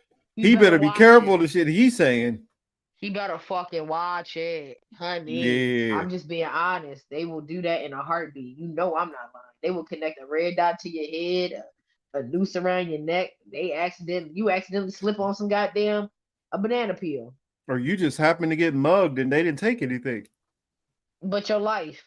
Yeah. Crazy. I'm telling you, man. Oh, and you hear about the possibility that what's his name? Luigi Mangione, Might be getting Mhm. released. I told you. I told you. Mm-hmm. I don't know. Interesting things, interesting news going on right now. Oh yeah, there is something that I was researching on. I forgot all about that. I was going to talk about it, but I'll talk about it next week. Apparently they've gotten some images out of Sudan that are wild. Hold on. I wanted to talk about. I Bad, know what wild. I wanted to say before we get too That's far going to be off. next week. But yeah, go Okay. ahead. So, what the fuck? The Bondi Beach shooting, whatever. Have you Mm-hmm. seen the clips of the make believe ass motherfucking? Okay, I don't Actually, want. I actually wanted to wait and hear your thoughts on that. I was like, this all sounds so shady to me. I'm gonna just sit There were back. I'm people. There like, were people. There were people outside putting blood on, like on their bodies, and then taking selfies. And I hate when people do shit like this because it makes the conspiracy theorist people look right and crazy at the same fucking time. And that's what irritates my spirit is because we be right and then they show us how we're right, and when we be like, oh, that looks kind of staged to me. And then here comes the advocates. What about the people that lost their lives? I mean, did they? Do we well, know? And but I see, don't want to that's be sitting here. Go ahead. well, I'll say that's where I differ from some of these people when they'll say false flag. They'll think, well, maybe nobody.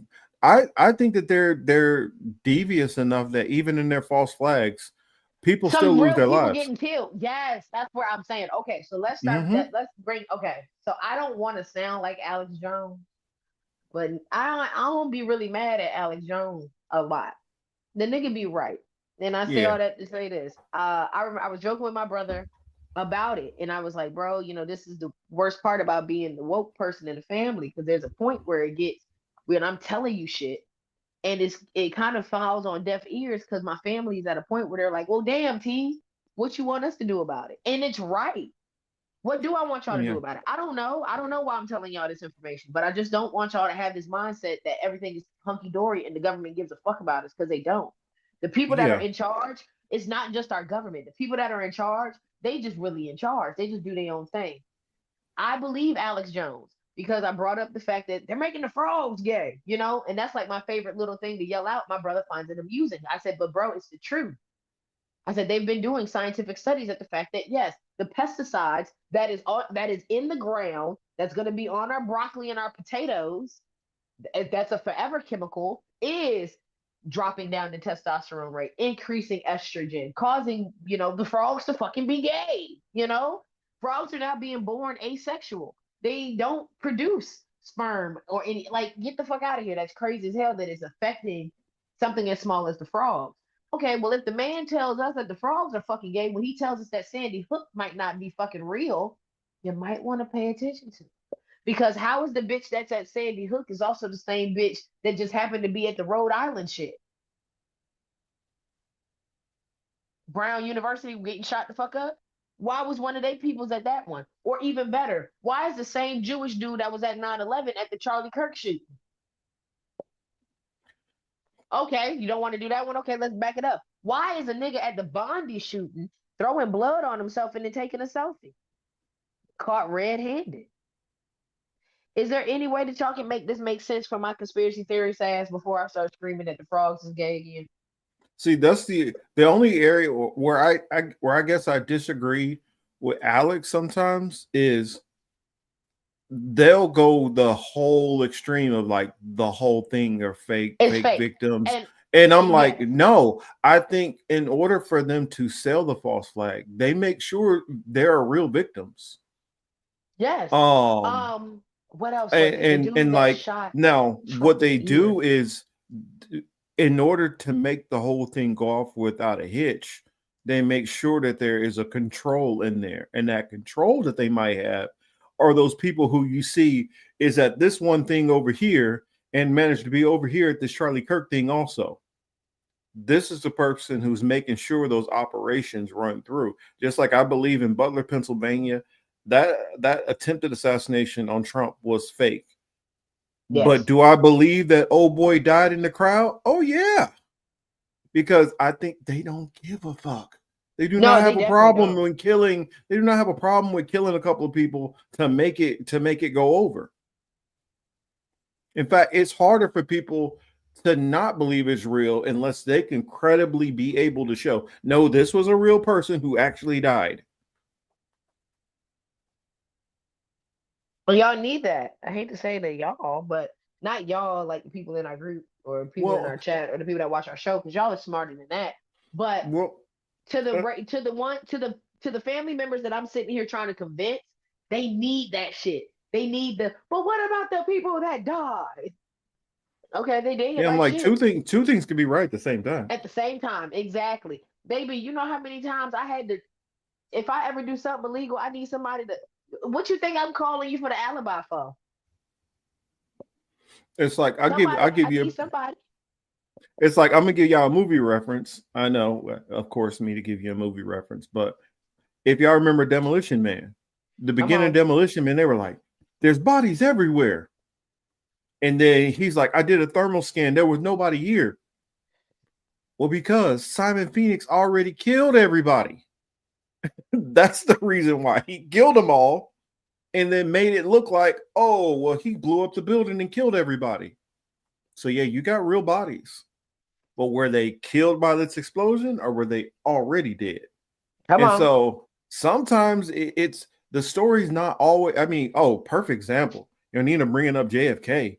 Oh my Ooh. goodness, with JFK, man, there was that operation and what's his name? Was it Corey Hughes? Man, when he breaks down like all the different weird stuff that were going on that day along the route and a couple of blocks away, and the multiple different Lee Harvey Oswald lookalikes and all this stuff that was going on. The grassy knoll, and then you look up what's his name? I might be blanking on his first name. Is it Israel Zapruder? And you start just looking all the different ties, the different stuff. You said who was Corey Hughes? Corey Hughes, actually, let me get a hold. Steve has a interview with Corey Hughes, and he really did. He dives. I don't think I've seen anybody dive as deep into the JFK stuff and all the ties. I'm telling you, when you see like the case that he'll lay down, or Abraham Zapruder. Thank you, Abraham.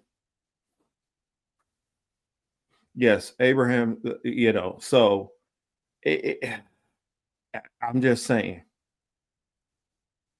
Like, I didn't know the Zapruder film. I didn't know what nationality Abraham Zapruder was. I did not know that at all. Really? I didn't know that until probably what I want to say maybe a year ago or so. I said, "What? Well, wait a minute. What? What? Hold on now." Like, and I saw interviews. Exactly, Yonina. I saw interviews of people from 1960 something that were saying they were talking about how many gunshots they heard, that they saw they heard the sounds coming from the grassy knoll, that they saw clouds of smoke from that direction as if somebody had just shot a rifle. Mm-hmm. They saw all that, and then going into, you know, we're not going to go into JFK right now. I'm just saying, but Corey Hughes, if I can find one of his interviews where he's talking, I got to remember who was he on with. I know Wheezy knows him also, but you start looking into that stuff, man, oh man, and then you look into the ties between, because when people say mafia, they say mafia, and one thing, one identity group falls into place automatically. But a second identity group is always kind of just gets dismissed. It's kind of like when you make Apple a juices? movie. Exactly. It's kind of like when you make a movie and you do show one of the people who was culpable, but you don't show the other side of it. It's like showing Billy the Kid, but not showing Garrett. You know, hey, he's part of this story too. And for those who don't know, when I'm talking about talking about Garrett. Garrett was a part of Billy the Kid's gang, who eventually became the one who allegedly killed him.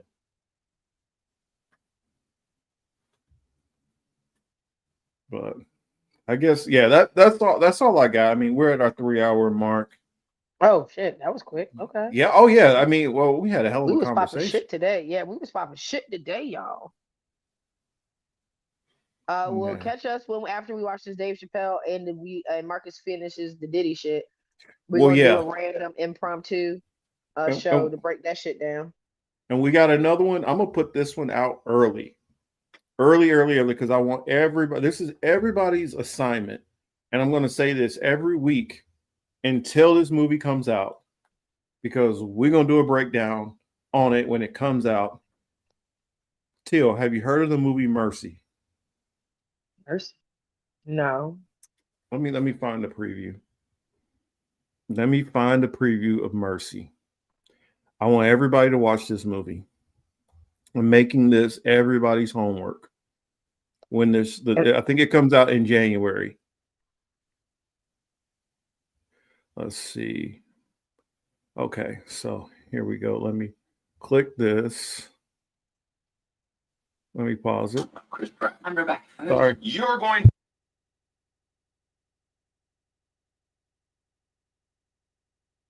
I can't hear. It's moving too fast. I had to slow it down. So here, now I'm gonna share it on the screen. Here's a preview.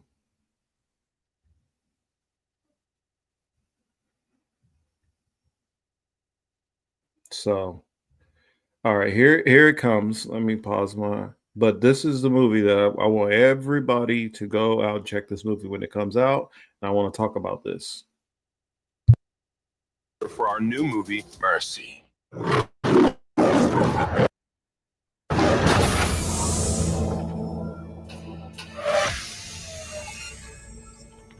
What the? Get me out of this chair. Detective Raven, I'm Judge Maddox, and this is the Mercy Capital Court, a judicial system powered by artificial intelligence. Hold on, just wait a second. With crime rates soaring, lawmakers voted for Mercy. By acting as judge, jury, and executioner, Mercy keeps our city safe. I shouldn't be here. I helped create the Mercy program. I'm proud to have sent the first suspect for trial here, and I will continue to send more until the message is received. Detective Raven, I know precisely who you are.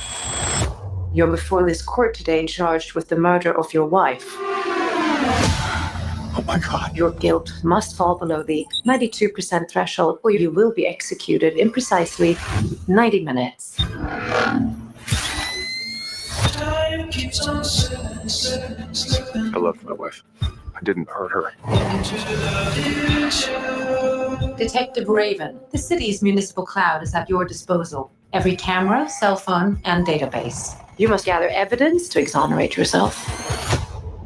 If you are innocent, prove it. I need to find out who killed my wife. Just classic crime of passion first, and it all points right at you. You don't get the Mercy trial unless you're guilty. I didn't hurt Mom. I swear to God. Show me everyone she had contact with. She was seeing someone. How's my guilt looking now? It has risen to 98%. You just provided me with a strong motive of why you murdered her. Good. Wow. Thank you for that. Mr. Raven, the clock is ticking. Tell me what Nick was up to. She was stressed about work. She said some chemicals went missing. The estimated street value would be in excess of $16 million. Do you honestly think that I killed my wife? Or were you just programmed wrong? I need to walk the scene. No, I have something here. This is a terrorist's handbook. Get out. Get out of there. Mr. Raven, you're running out of time. Chris, what do you got to do? There's a bomb in that truck. It's heading downtown. This was never about my wife. This was about me and you. Maddox! Get me out of here!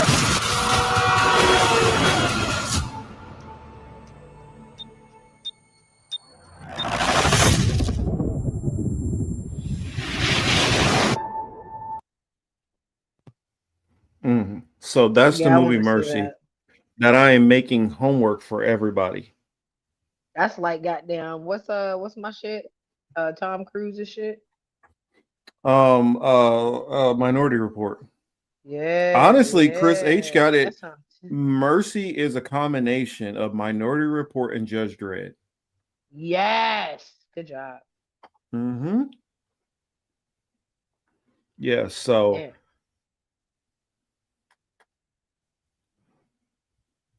Yeah. he says I'm not Michael says I'm not usually enthusiastic about religious movies. Oh, not that kind of Mercy. Yeah, it's not a religious movie. Not that kind. No. This goes into all the different stuff we talk about with pre-crime. This goes into the tech surveillance state. This goes into you saw how the homelessness were all laying in that one street. It's like an exaggerated version of Skid Row.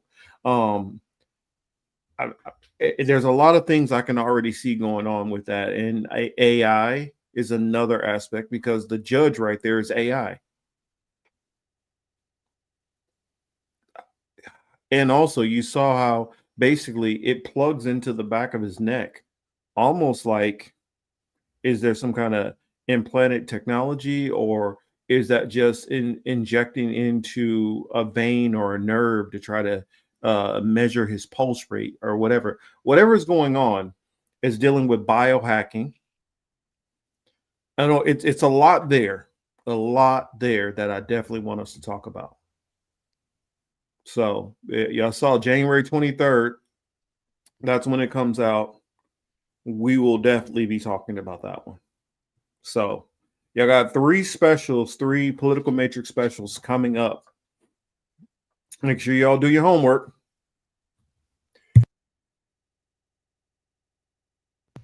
Excuse me. Well, I guess that's all I have. So that said, anything you want to plug before we get out of here?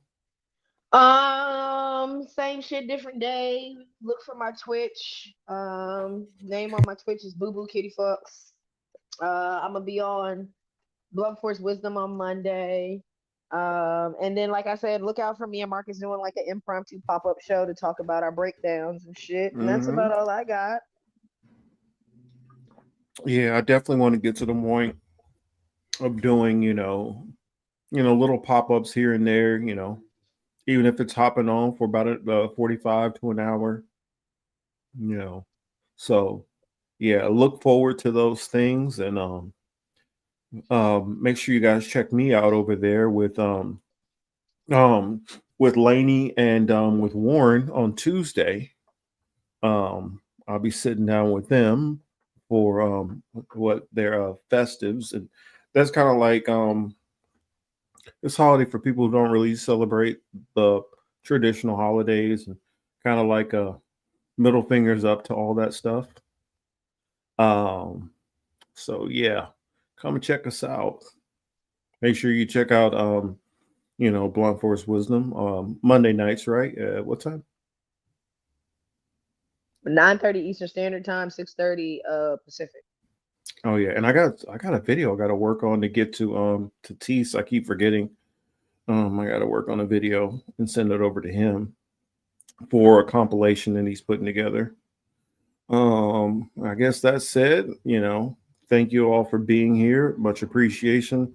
Whether you're here at the beginning, whether you just popped in for a moment, or whether you watched the whole show, love and appreciation to all of you guys. And hopefully, you guys have a great and wonderful week. Since I'm not sure I like the throwback to a Roman holiday, though I'm still imperialist. Yeah, I don't celebrate it for many, many reasons. But yeah, I'll leave it at that. All right, everybody, y'all have a great night, and thank you for joining us. Thanks. There is discrimination in this world, and slavery and slaughter and starvation. Governments repress their people. Millions are trapped in poverty, while the nation grows rich, and wealth is lavished on armaments everywhere. These are differing evils, but they are the common works of man.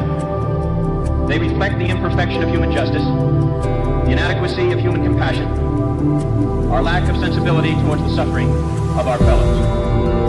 But we can perhaps remember, even if only for a time, those who live with us are our brothers, that they share with us the same short moment of life, that they seek as we do, nothing but the chance to live out their lives in purpose and happiness, winning what satisfaction and fulfillment they can.